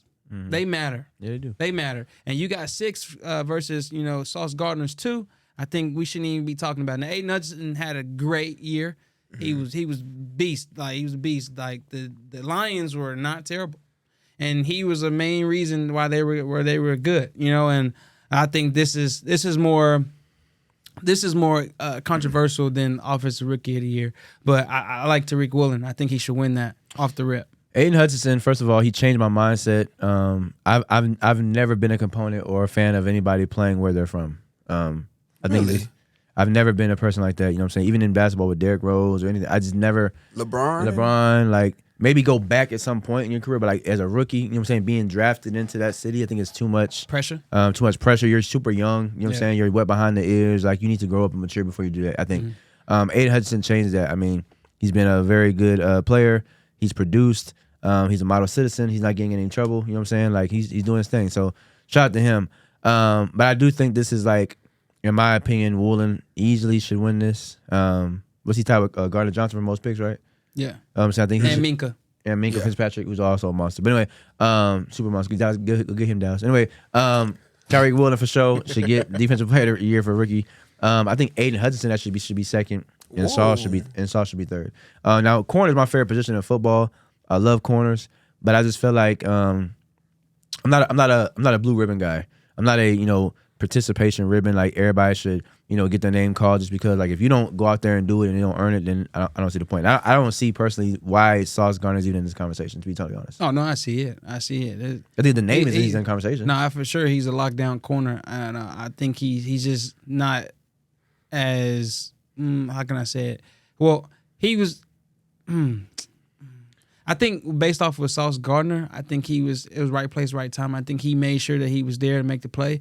Tariq Woolen did a lot of impressive plays where he would look beat and he'll come back and get the bat the ball down. He'll look beat and he'll get those picks. 4.26. Yeah, 4.24. That's why I just feel like I feel like that's impressive. Like, you know what I'm saying? Even Deion Sanders said sometimes he used to make his opponents feel like they were open, so they would just throw him the ball. Sauce Gardner just was like, all right, he's a lockdown defender. When he's in zone, he looks the best. But even in man, like it's like, okay, Sauce Gardner, he looks nice or whatever. He's keeping his receivers to minimal yards, cool and dandy. He just looks like more of a lockdown defender versus a playmaker as from the cornerback position. And I feel like that's where you separate two separate corners. Like myself, you know what I'm saying? When I was playing, I was and more. Man, Devo could strap him up now. Say Sauce Gardner 6'3", so he only in shorter. You know what I'm saying? He's 6'3". No, I'm just saying like I think cornerback is more impressive if you can go get picks. If you can change the ball, take the ball. Like now to that point, we got a Cowboys fan sitting here. Mm-hmm. And they had a guy last year who led the league in interception. Yeah. That was exciting. He's selling tickets. That was exciting, but he was also getting cooked. Yeah. Yeah, brisket on the grill. I'll say this too, like, so for me, you know what I'm saying, I used to struggle with this too. I feel like a corner, everybody says the best corners follow. Sure. That's what you want to do. I think one of my all-time favorite players is Richard Sherman. Yeah. He stood out on one side of the field and shut that side down. When you make Aaron Rodgers and Peyton Manning two of the greatest quarterbacks you've ever seen, literally avoid one whole side of a field because of a corner, that's saying something about your name. I feel like at the end of the day, like whether you playing zone, whether you playing cover 2, cover 3, man, following, whatever you're doing, if you play your position well, like get your credit. I would say this though, with Trayvon Diggs, yes, he gets cooked every game, twice. On Monday night. You know what I'm saying? He gets cooked a lot. He jumps a lot of routes. He wants to jump. Asante Samuel made a career doing that, jumping routes. But I agree, get the picks. He had 11 picks last year. I mean, gotta give him his credit. Yeah. You know what I'm saying? I would say this though too. Sauce Gardner, yes, he's a lockdown corner. Yes, he was there. Yes, he was making plays. I think he's taking an overall body of work with Woolen and Hutchinson. I think that's why I say Gardner's third. Okay. I'm looking over here at the stats. So we got Sauce had 53 tackles, 2 picks. Allowed 27 catches on 61 targets. Mm-hmm. That's impressive. It is. More so a lockdown defender. Right. That's impressive. But that's what you don't see. Like people like from the naked eye when you're watching TV, you're not saying, oh my gosh. Right. He's just locking people up. Right. But you're going to see that interception though. And as a kid watching it, you're going to be like, oh, interception. You're not going to say, oh, it's passing rating. Man, but just to play devil's advocate, because we all three easily agreed that it's Tariq's, award. Facts. Just to play devil's advocate, the things that Sauce did this year against some of the dudes that he had to go. Again, I just said the hardest position coming out of college to adjust to in the league is receiver. Second hardest is corner. Yeah, valid. And he went up against day one the best of the best. Mm-hmm. Dude walking around Green Bay with a cheese head on his head, bro. Yeah. You know what I'm saying? Like he's a great man corner and a zone corner. yeah, man. He's definitely like that. I honestly and it sucks to say this because it's kind of like counterintuitive to my argument about why Tariq is rookie defensive player of the year. But it ain't really many corners that played the cornerback position better than Sauce this year. And I get that, but he was supposed to do that. Mm-hmm. Tariq, we talking about 5th round draft pick. Mm-hmm. Out of little old UTSA that don't nobody really know about us, but we on the come up. But out of little old UTSA, not really a man kind of corner, not really a zone kind of corner. He's still a converted wide receiver, still learning to play the position. Yeah. And to go out there, 5th round draft pick, much to like Brock Purdy being the 7th round draft pick, to go make the team and to go and earn his spot with Pete Carroll, and everybody knows how they still been trying to redo the Legion of Boom. Right. And to just come in and fill in that Richard Sherman-esque role. And Richard Sherman has been high on Tariq, man. I'm talking about just from day one. But to come in and do all of that kind of stuff, 6 interceptions, blocking field goals, getting pick sixes, putting points on the board. I don't care who you are. You got to put points on the board to win. And if you can do that as an individual player, you're that guy. Yeah. And so that is my ultimate reason why Tariq is defensive rookie of the year over Sauce. I definitely think you have to give it to Sauce as being second place, only because he's like the most pro-ready guy. But then again, like, we knew what Sauce was coming into this. It's like you sign a contract, you get a new job or whatever, and you sign on the dotted line for your duties. You're supposed to do that. Right. You know You're what I'm that saying? guy. Yeah. So it's not like, all the ranting he did on Twitter, all that. That's mad weird, by the way. But all that he did, it was kind of like, hey, y'all look at me. Like, I'm not getting weird. enough attention. Yeah, very much. Yeah. You supposed to, it's kind of like saying I'm elite. I'm that guy. No, not why you got to say it? If you are elite, then who doesn't say it? He said it in as a defensive mode of because they were giving Tariq the most votes in Pro Bowl votes. Yes. That's where the tweet was derived from. It was based off Tariq Woolen getting the recognition because he was beaten by a lot of points. It was a lot. It was a couple of mil. And and he felt some type of way about that. He also plays for the team I said before. You go there to forget about you, Jets. Not necessarily true. It's New York. I mean, but it's not the Giants because we never forgot about Darrell Reeves. But it's not the Giants. And also, you right about that. You're right, but right, one we man. didn't forget about Antonio Cromartie either. 2 man. We do forget about him all the time. How? Who? They never bring up Antonio Cromartie. They always bring up Reeves, and that's it. He had a great corner on the other side of Antonio Cromartie. They never bring him up at all. I remember I told you the other day. I said to me, every great corner. Remember I told you every great corner has another good corner on the other side of him. They don't bring up Cromartie. They always bring up just the number one guy. Deion said himself. Deion said I always had another great corner on the other side of me. They never knew who those guys. Who are those guys? They never bring them up. You know what I'm saying? That's what I'm saying. Like that's what I'm saying. Like you got to bring the other person too. But in New York, it don't happen. It just don't happen. I want to bring this up real fast though. I did the percentage. Okay. 27 out of 61 is 44.2% as far as how many catches he had completed on him this year. Sauce Gardner. Mm-hmm. I was looking at this thing they have. It's a rating called CBCG. The way they measure corners last year. Mm-hmm. The best corner as far as that last year was Rasul Douglas out of Green Bay. He only had a 33.3% on him. Year. Yeah, big year.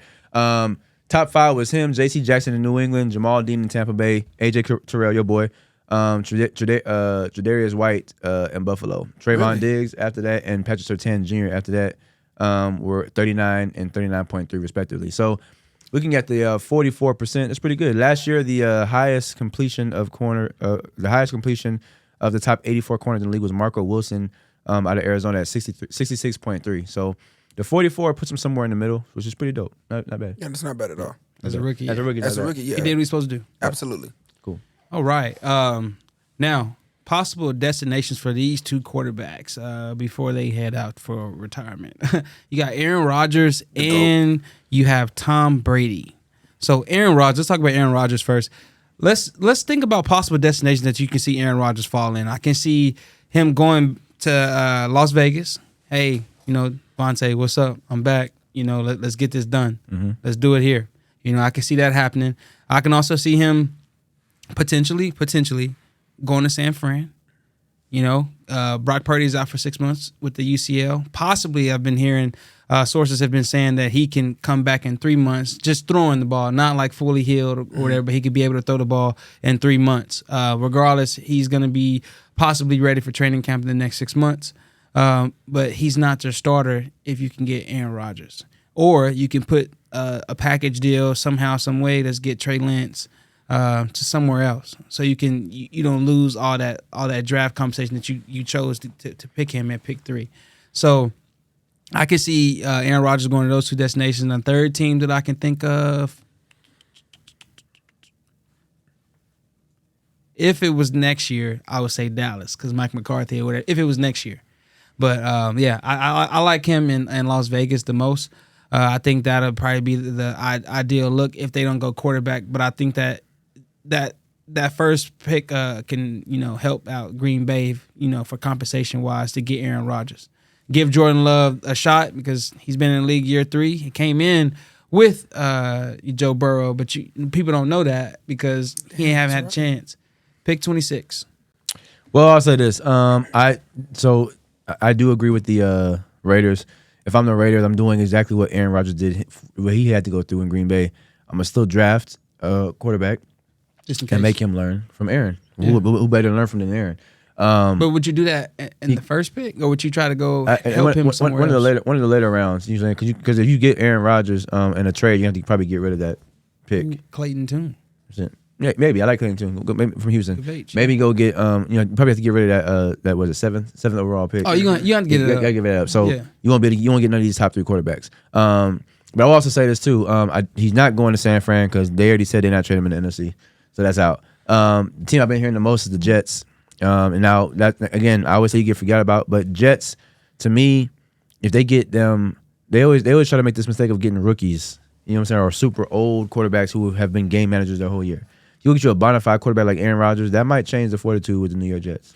Oh, I'm glad you brought that up. Joe Namath even, he petitioned that. He was like, hey, he can have number 12. He can have number 12 if he comes to the Jets. I think I totally slipped my mind about the Jets, but yeah, I like the Jets too. I think that'll be a great opportunity if he can get there with Garrett Wilson. It don't reflect Devontae Adams, but we can work with him. I also think that Aaron Rodgers is the type of person like he has like that.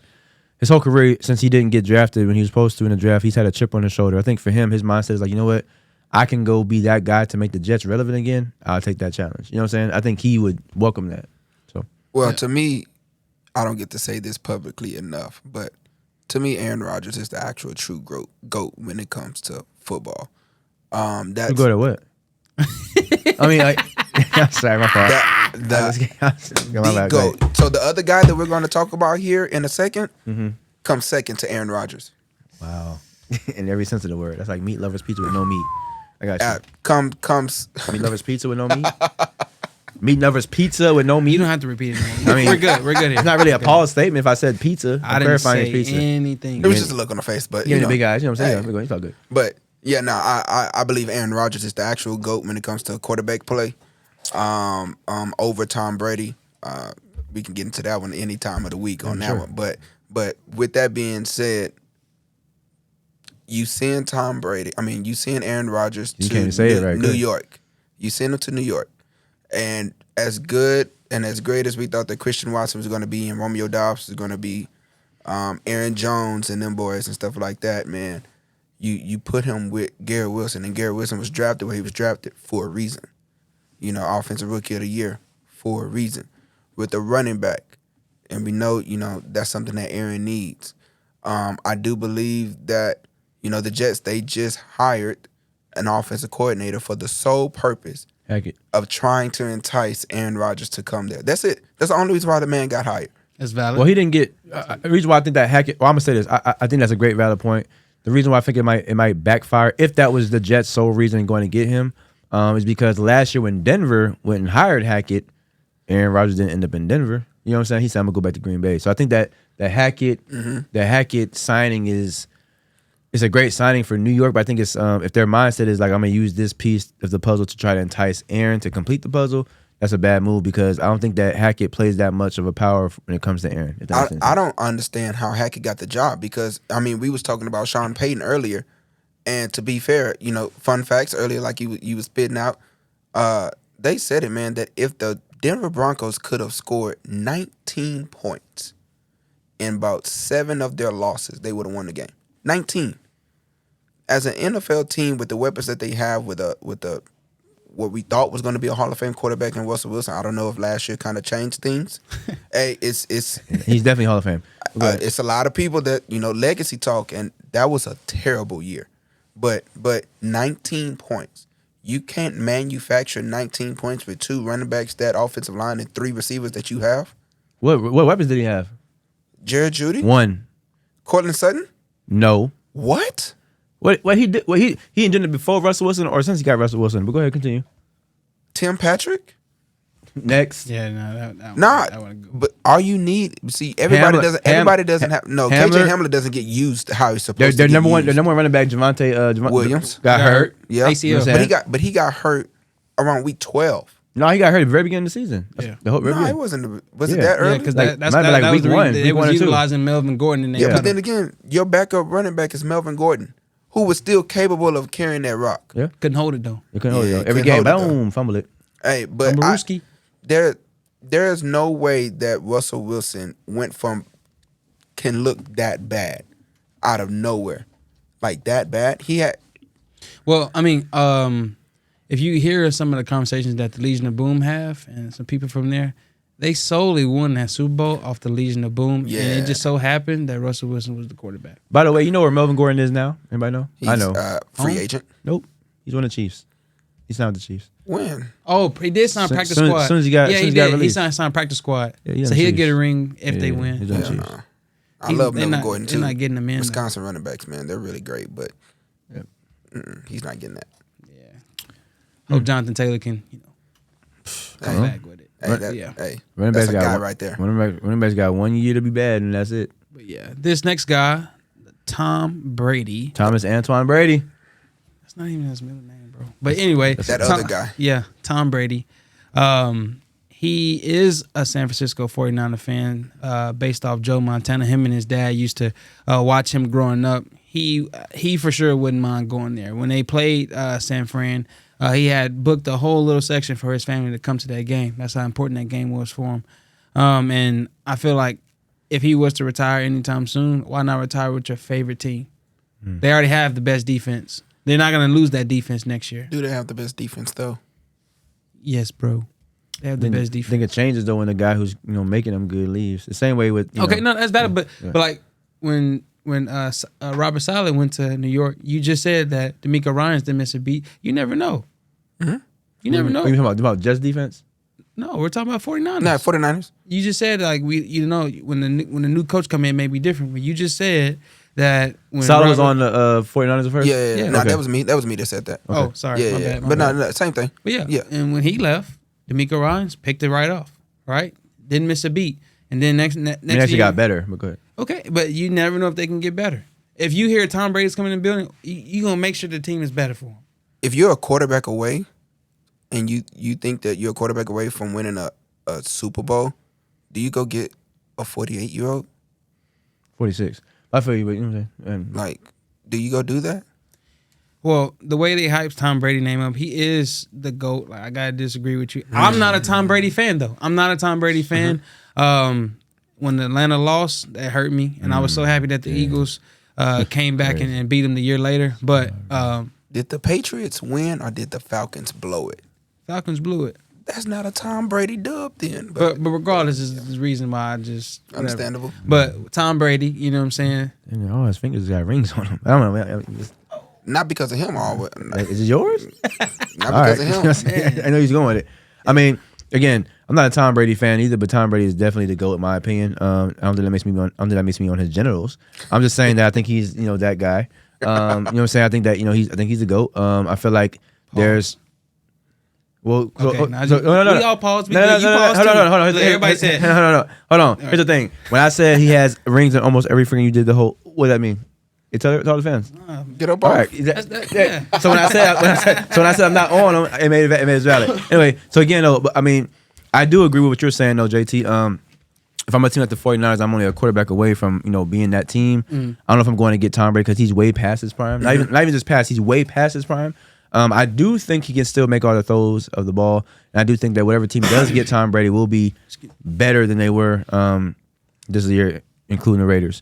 But I think that there's enough quarterback carousel availability for the Niners to either. Actually, I'll change that. I don't think the 49ers can go get anybody. Jimmy G's back.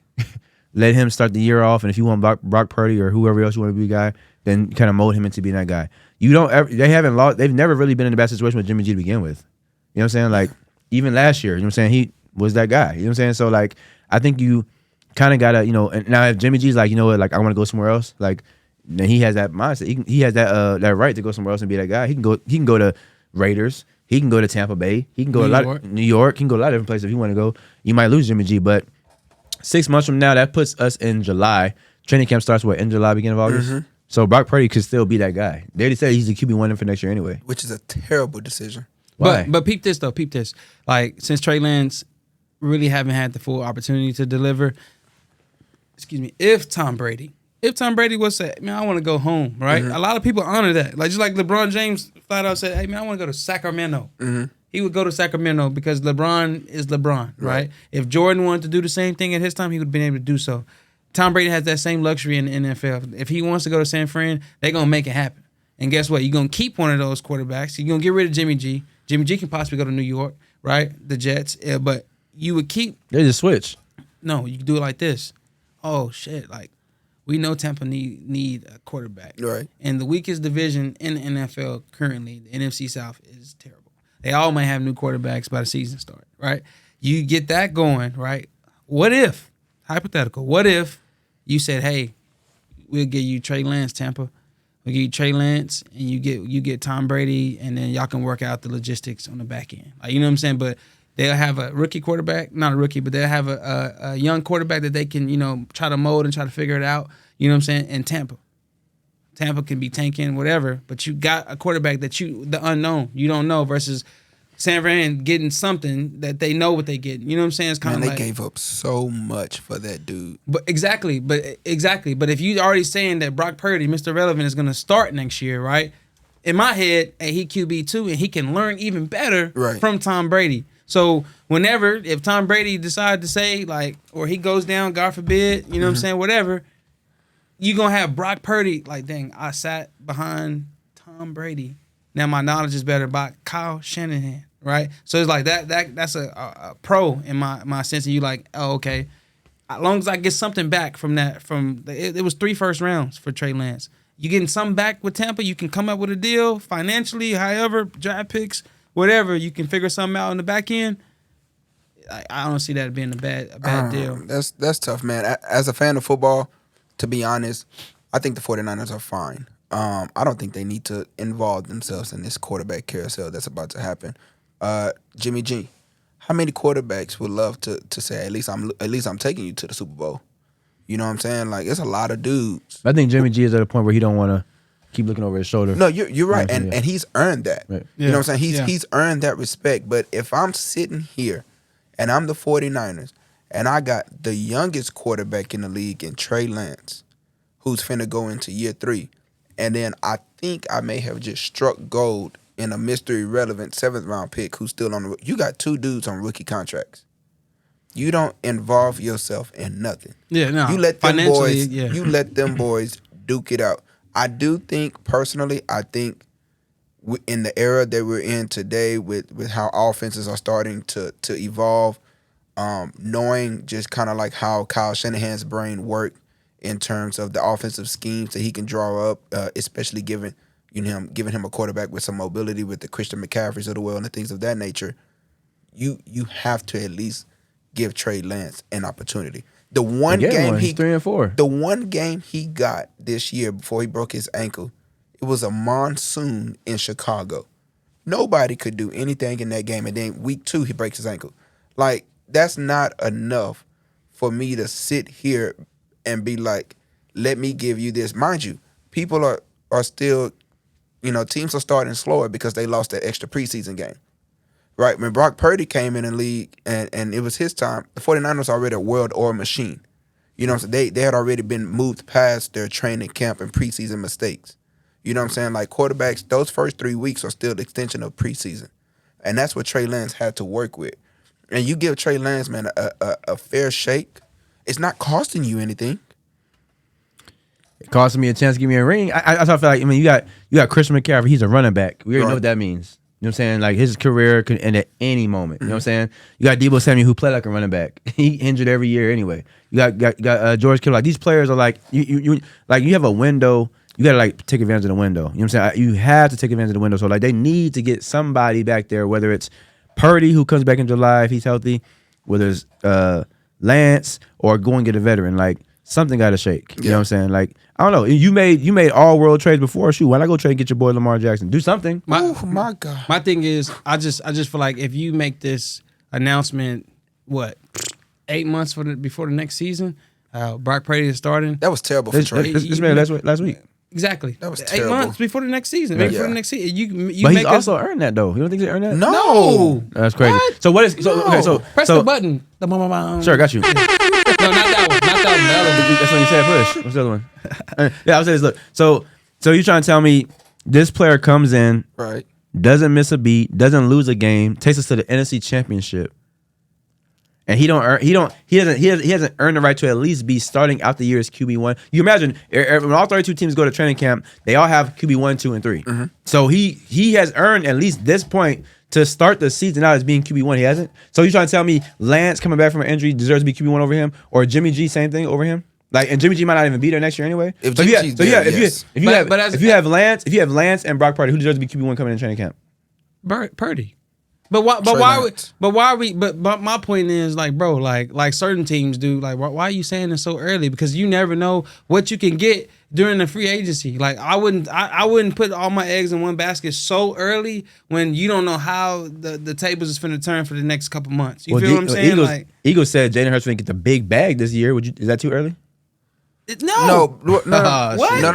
It's a different. He won them 14 games, bro. No. Right. It's Come different. on, man. It's different because what Devin is saying is actually 100% accurate, because ever since they've started to say that, now the trade value of Trey Lance has started to go down. There are some NFL executives that saying that they think that they could get Trey Lance for only about a third round draft pick. Yeah, I mean, Trey Lance hasn't shown you any. Like, hasn't shown you like We act like injuries aren't real. The man is 22. Same thing, right? So same thing. If what's his name gets hurt, this knock on wood. If Jalen Hurts gets hurt in the big game, like, does that big contract still come to him? Yes. Okay. Because it's coming to Tony Pollard. It's coming. Yes. Like, he's getting franchise tag. That's different. He's still finna get what? He getting more 17 money. mil? That's a 1 year deal. He's getting more money than what he had before. That's fine. He deserves more money than what he had before, but it's still a 1 year deal. It's not a deal. It's a franchise. That means 1 year we're gonna get his big. Same to Lamar Jackson. He's gonna get $45 million for 1 year on a franchise tag, as opposed to that big long-term contract he wants. Do you not think that Trey Lance could have a Jalen Hurts type year? I think he can. with him actually being fully healthy, right? I mean, the similarities between the 49ers and the Eagles is really crazy, and I believe that Kyle Shanahan's a better offensive game planner and schemer than Nick Sirianni is. So who's to say that Trey, because I give him right now, if we didn't have Jalen Hurts but we had Trey and Trey's healthy, I still think the Eagles still have a top 5 offense. Is Trey Lance throw the ball as well as Jalen Hurts? Hold on. You got to think about this because A 37-01 matters. I'm letting y'all go first. Jalen just got good at throwing the ball. He just Trey Lance got drafted early like that because he could throw the ball. Yeah. That's fine. I mean, sure. I mean, again, this all pans out what I was saying earlier. In college, it's a different game. It is. Totally different game. It is. So, I mean, everybody who come in the league, Garrett Wilson was that guy at BYU. Nobody had a problem with that when he got drafted. No, there was so many red flags with Zach Wilson. It was so many red flags. He was that guy. They're comparing his arm to Mahomes and everybody else in college. Like, again, when you get to the league, it's different. It's totally different. You know what I'm saying? Like, it's totally different. I even heard people saying with Garrett Wilson, like, going to the Jets, like, man, like, that's not a good place for him to go. Like, it's the Big Apple, yada yada. All he did was pour up. Like, you know what I'm saying, it's people perform or they don't perform. It's different. You know what I'm saying? We don't know what's gonna happen until you get in that league and perform. We all think Jordan Addison is great till he get behind when in front of them Jaden Ramsey or somebody, they press his ass. We gonna see what he do. You know what I'm saying? It's all how you gonna perform. To me, I haven't seen enough to think that Trey Lance is that guy to give him that chance. I haven't seen that. Brock Purdy has performed enough for me to be like, okay, I'm gonna at least start my year out by saying, see what you can do. You know what I'm saying? Go through training camp, get even more familiar with this offense. And you got to think about the team around him. Who that team going to go around? You know what I'm saying? Like, if you go out here now and say, okay, Lance, you the guy again, the team probably looks at you like, what the hell? We just went to the NFC Championship with him. Why you going to put him on the bench now? You know what I'm saying? That's what I'm saying. Now you're losing locker room. There's a valid reason why. Money has a lot to do with anything. Yeah, absolutely. If I give up a lot for three picks to draft you at pick 3 to skip all those people, right? Because if I'm not mistaken, they were at pick 12 at that time. Dude. They were at pick 12, and they traded all the way to pick 3 to get Trey Lance. Mm-hmm. I'm not going to spend all that damn money, and I don't see what my product is. Because at the end of the day, hey, if I'm investing in something, I'm trying to see that shit work. I wouldn't invest into something then be like, oh shit, well, the person that we're not paying that much, we're going to get the opportunity. Financially, you have to give him a chance because if not, you just wasted all that money. Somebody's getting fired. Somebody's leaving that's exactly soon. What I was going to say. Somebody's That's gonna a go. fireable offense right there. So Raiders gave Derek Carr a big ass contract and sent him home. Literally.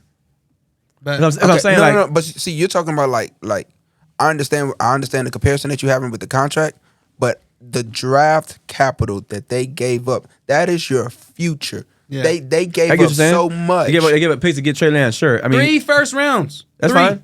That's fine. Whatever you. At the end of the day, like I said, at the end of the day, either sometimes you make trades and it works out, or you make trades and it don't work out. Yeah. If I go trade 3 first round picks for bloomity, and then I have this other guy on my team, and I see like, man, this guy over here is good. Like again, the other 52 players don't give a damn about them 3 first round picks. Mm-hmm. All they care about is look, this dude over here took us to the NFC Championship. We didn't miss a beat with him. We got Christian McCaffrey over here. We was clicking on all centers, and then that same guy got hurt and changed the whole. We don't even know what could have happened. Changed the whole game. Made us one-dimensional. If that guy took us there, he deserves to start the season as the number 1 quarterback. Regardless, you got 3. You traded 3 first-round picks to get him. If he's so good, go get 2 first-round picks from somebody else. Trade him and get 2 first-round picks. But when back. you make an announcement like that so early and mental, but you who's mentally worried about Trey Lance? Yes. Oh, that's what I'm saying. That's the thing. That goes back to that blue participation ribbon I'm talking about. I don't give a fuck about his mental. My mindset is this. I'm trying to win.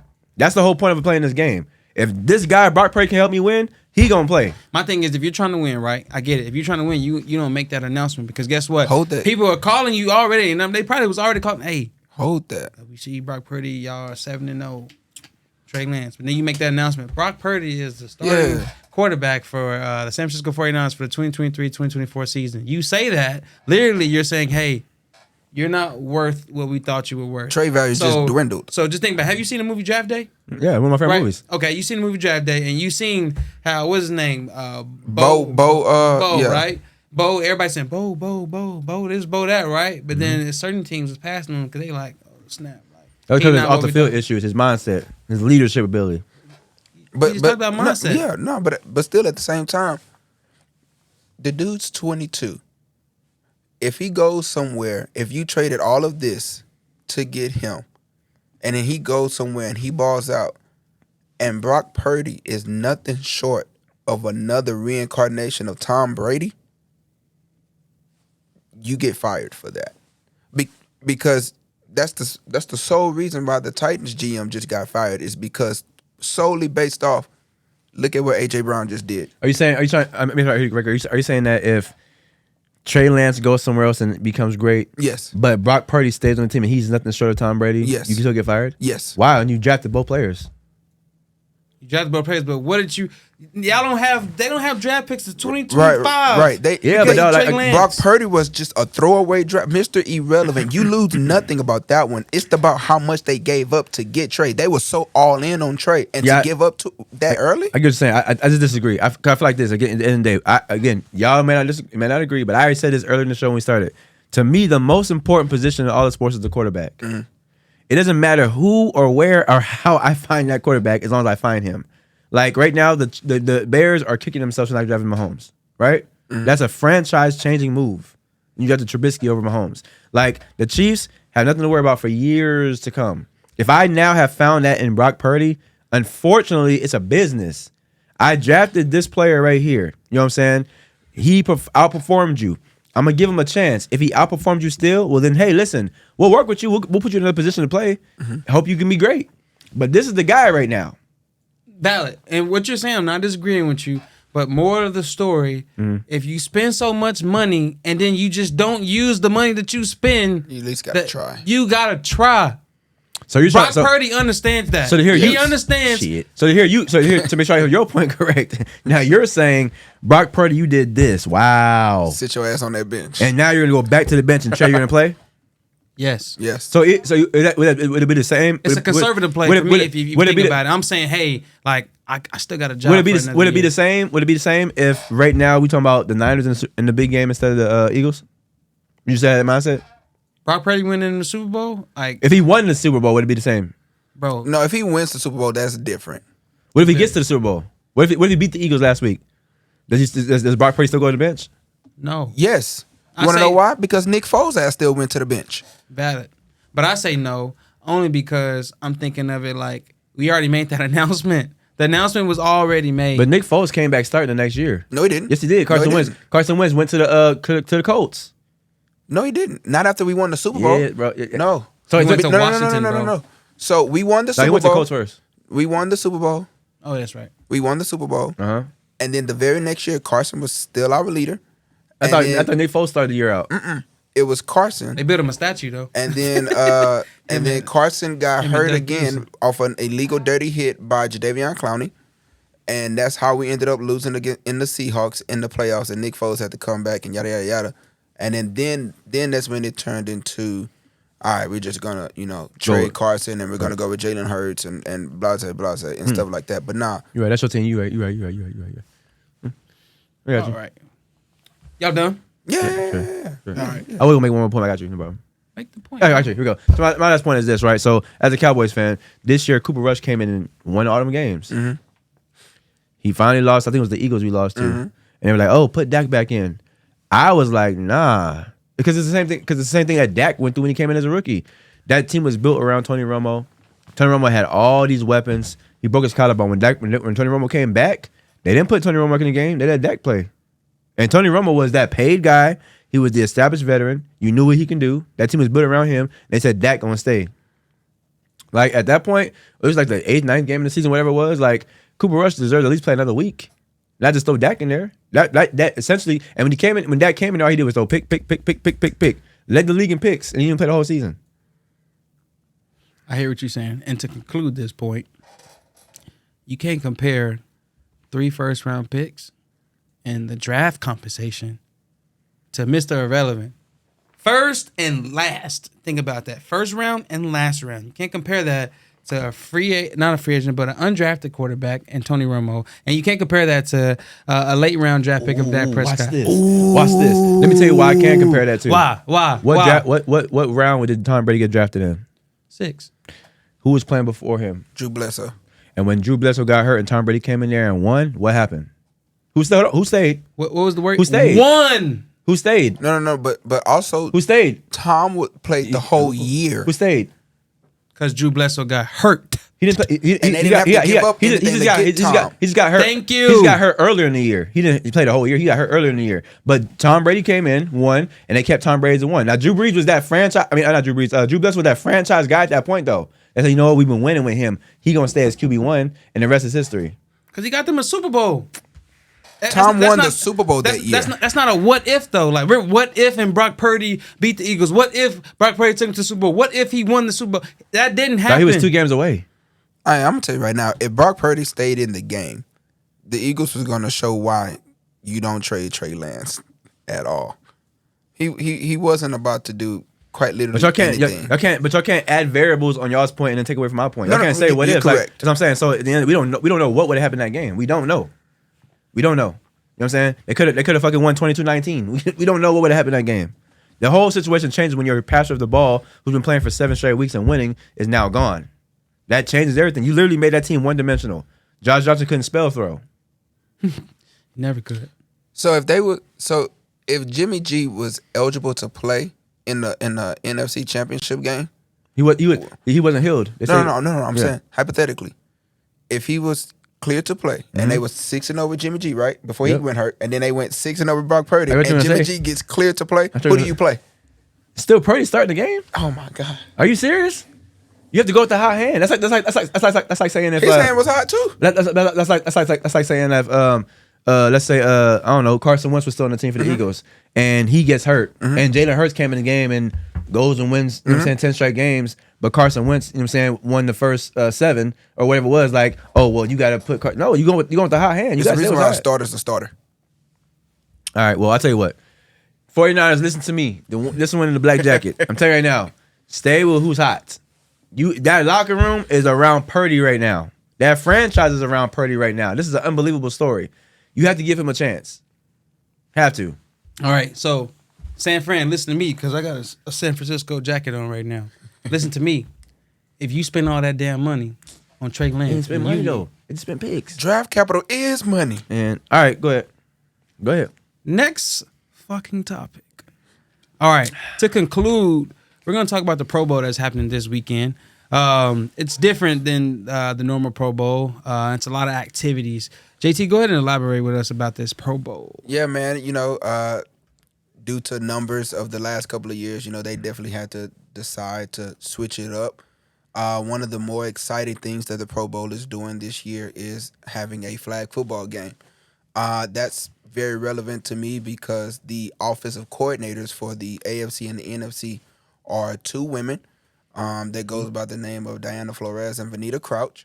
Vanita was the quarterback of the Team USA women's flag football team, and Diana Flores was the quarterback of Team Mexico. They had a chance to duke it out in the World Games. Yep, shout out to the ladies. You know what I'm saying? They had a chance to duke it out in the World Games last year for a gold medal. That was the gold medal match, USA versus Mexico, and Mexico won.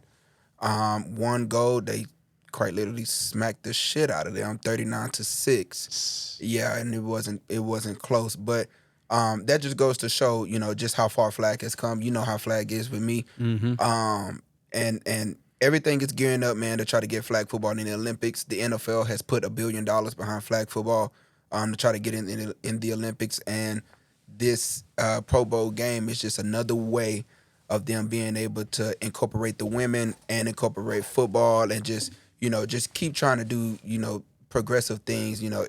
The world right now is all about women in football and stuff like that, and women in flag. And I am a flag football coach of 2 different women teams. I'm talking about these women, dude, they can go out there and route these people up. And the great thing is I'm happy because in Tampa 2 weeks ago, it's like the Super Bowl of flag football, World Championships.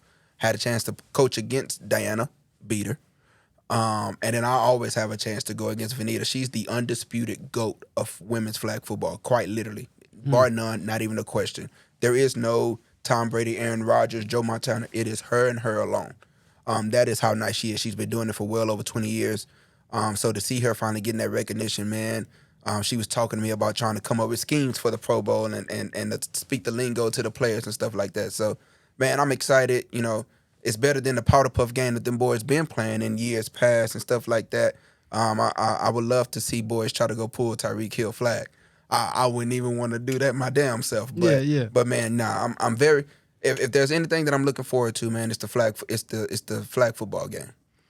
That's dope. For me, I'm looking forward to the dodgeball. I think that's super dope. I think it's like one thing I think a lot of times people just kind of forget about is these are grown men playing a kid's game in football. And the past 2 years at the Pro Bowl, the event of dodgeball has been like a highlight. I think just seeing grown men out there just kind of like getting away from adulting in the sense of not having to worry about X's and O's of a football game or film study or this groin injury or my hamstring being sore, whatever going through, relationships, whatever they have going on in their own lives. But just go out there and have fun. Like playing dodgeball is like, that's something I love to do as a grown man now. You know what I'm saying? Like when they be at my school having the kids play dodgeball, I be trying to jump in there with the kids. Like, you know what I'm saying? Like peg one of them right quick, you know what I'm saying? Acting crazy in my class. So I think it's dope. I think dodgeball is like just super dope. And also just seeing like the different like quarterbacks, for example. When you see, a Kirk Cousins or somebody out there, like he's a quarterback and he throwing that ball with accuracy against somebody out or throwing it at the knee cap, you know what I'm saying, get somebody, that's dope to me. So I like that dodgeball.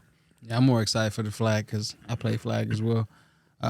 National champions, by the way. Shout out to Lights Out. Shout out to the Lights Out family. Y'all know where y'all at. Y'all know who y'all are.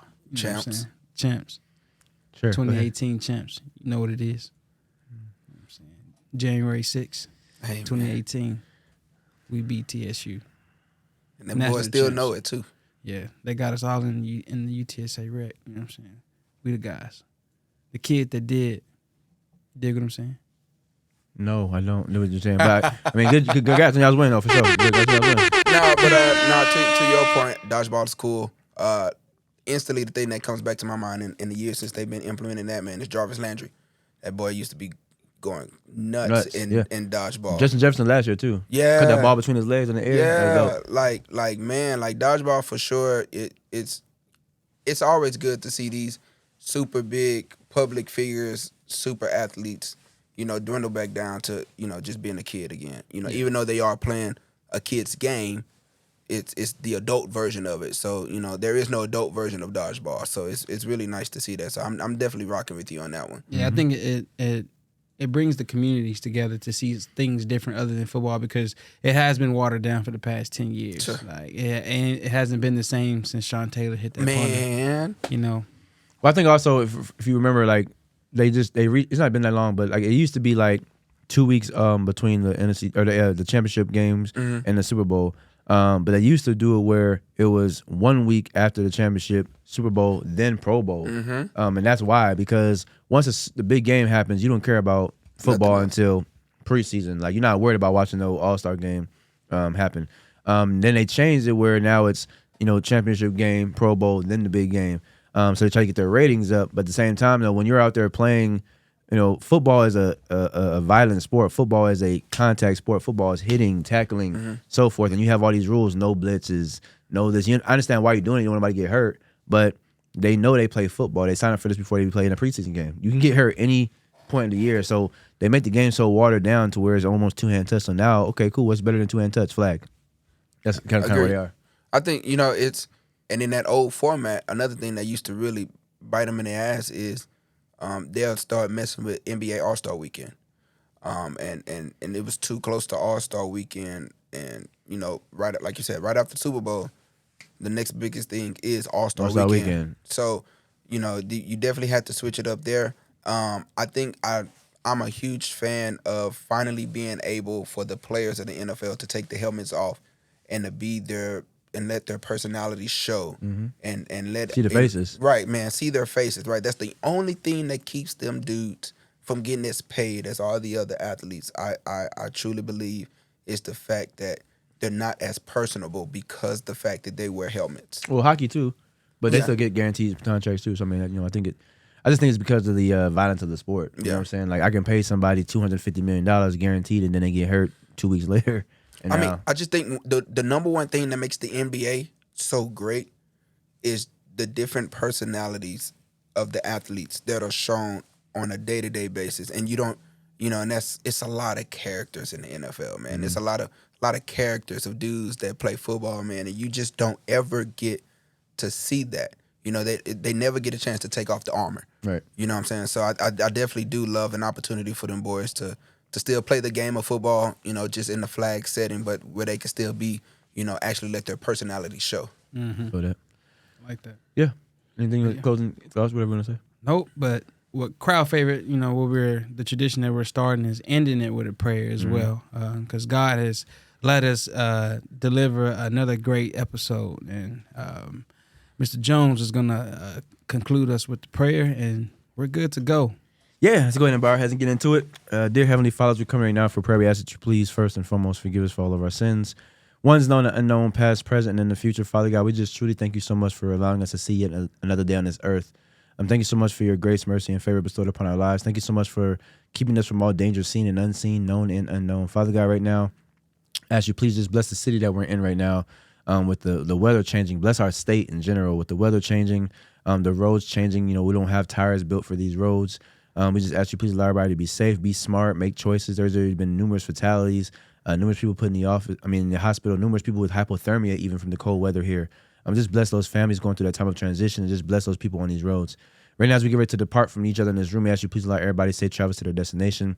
Bless JT, Father God, whatever things he has going on with his flag football team, with his personal endeavors. Bless him to to continue to push forward and thrive in his goal and being a GM for an NFL team one day. I ask you please just bless him to wear that hat, to be able to succeed in that accomplishment for himself, Father God. With Devin, Father God, to continue to bless him, bless his relationship, bless him as an educator, bless him as a man of God, just bless him as a human being, Father God, to continue to make the right choices, continue to make strides and being the best version of himself. And for myself as well, Father God, allow me to continue to create balance for myself, just to be the best version of myself, be a better father, continue just to be the best version of myself, and just continue to grow. Keep you first, Father God. Last but not least, continue to keep our friends, family, loved ones, children, even our enemies, near and far away, and ones known and unknown, covered in your blood. In your mighty name we pray, man. Man.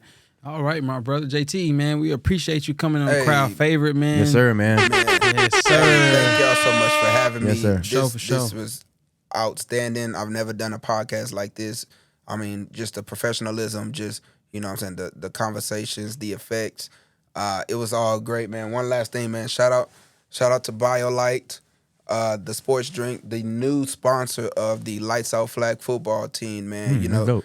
very, very excited. They're getting behind the women, trying to help push that agenda in women in sports. Brand new company to Texas. We're trying to get them in HEB. But go ahead, man. If you like body armor and stuff like that, you'll love BioLite for sure. Every show you see me with a body armor. But no, for sure, man. We really appreciate you. Any shout outs you want to give? Hey, shout out to y'all. Like I said, man, shout out to y'all, because without y'all, man, I wouldn't have had this opportunity to come on here. I definitely want to take this time out just real quickly just to say, NFL, IOC, United States Olympic Committee, it is time to put flag football in the Olympics. 2028, LA 2028, trying to get flag football in the Olympics. It's time for this beautiful sport. They brought us here to talk about it today on the world stage. There's a lot of amazing people that plays flag, a lot of amazing women that play flag, a lot of guys that play flag who are capable of being on that stage, man. The Olympics is all about amateurism in the first place at its core. So go ahead, please think about it. Continue to push the agenda of getting flag football in the Olympics, man, because, you know, once it's there, it'll really just show everyone just how great the sport of football really is in all the multitude of ways that you can play it. So that's my one little, you know what I'm saying, key point that I'm going to leave out on.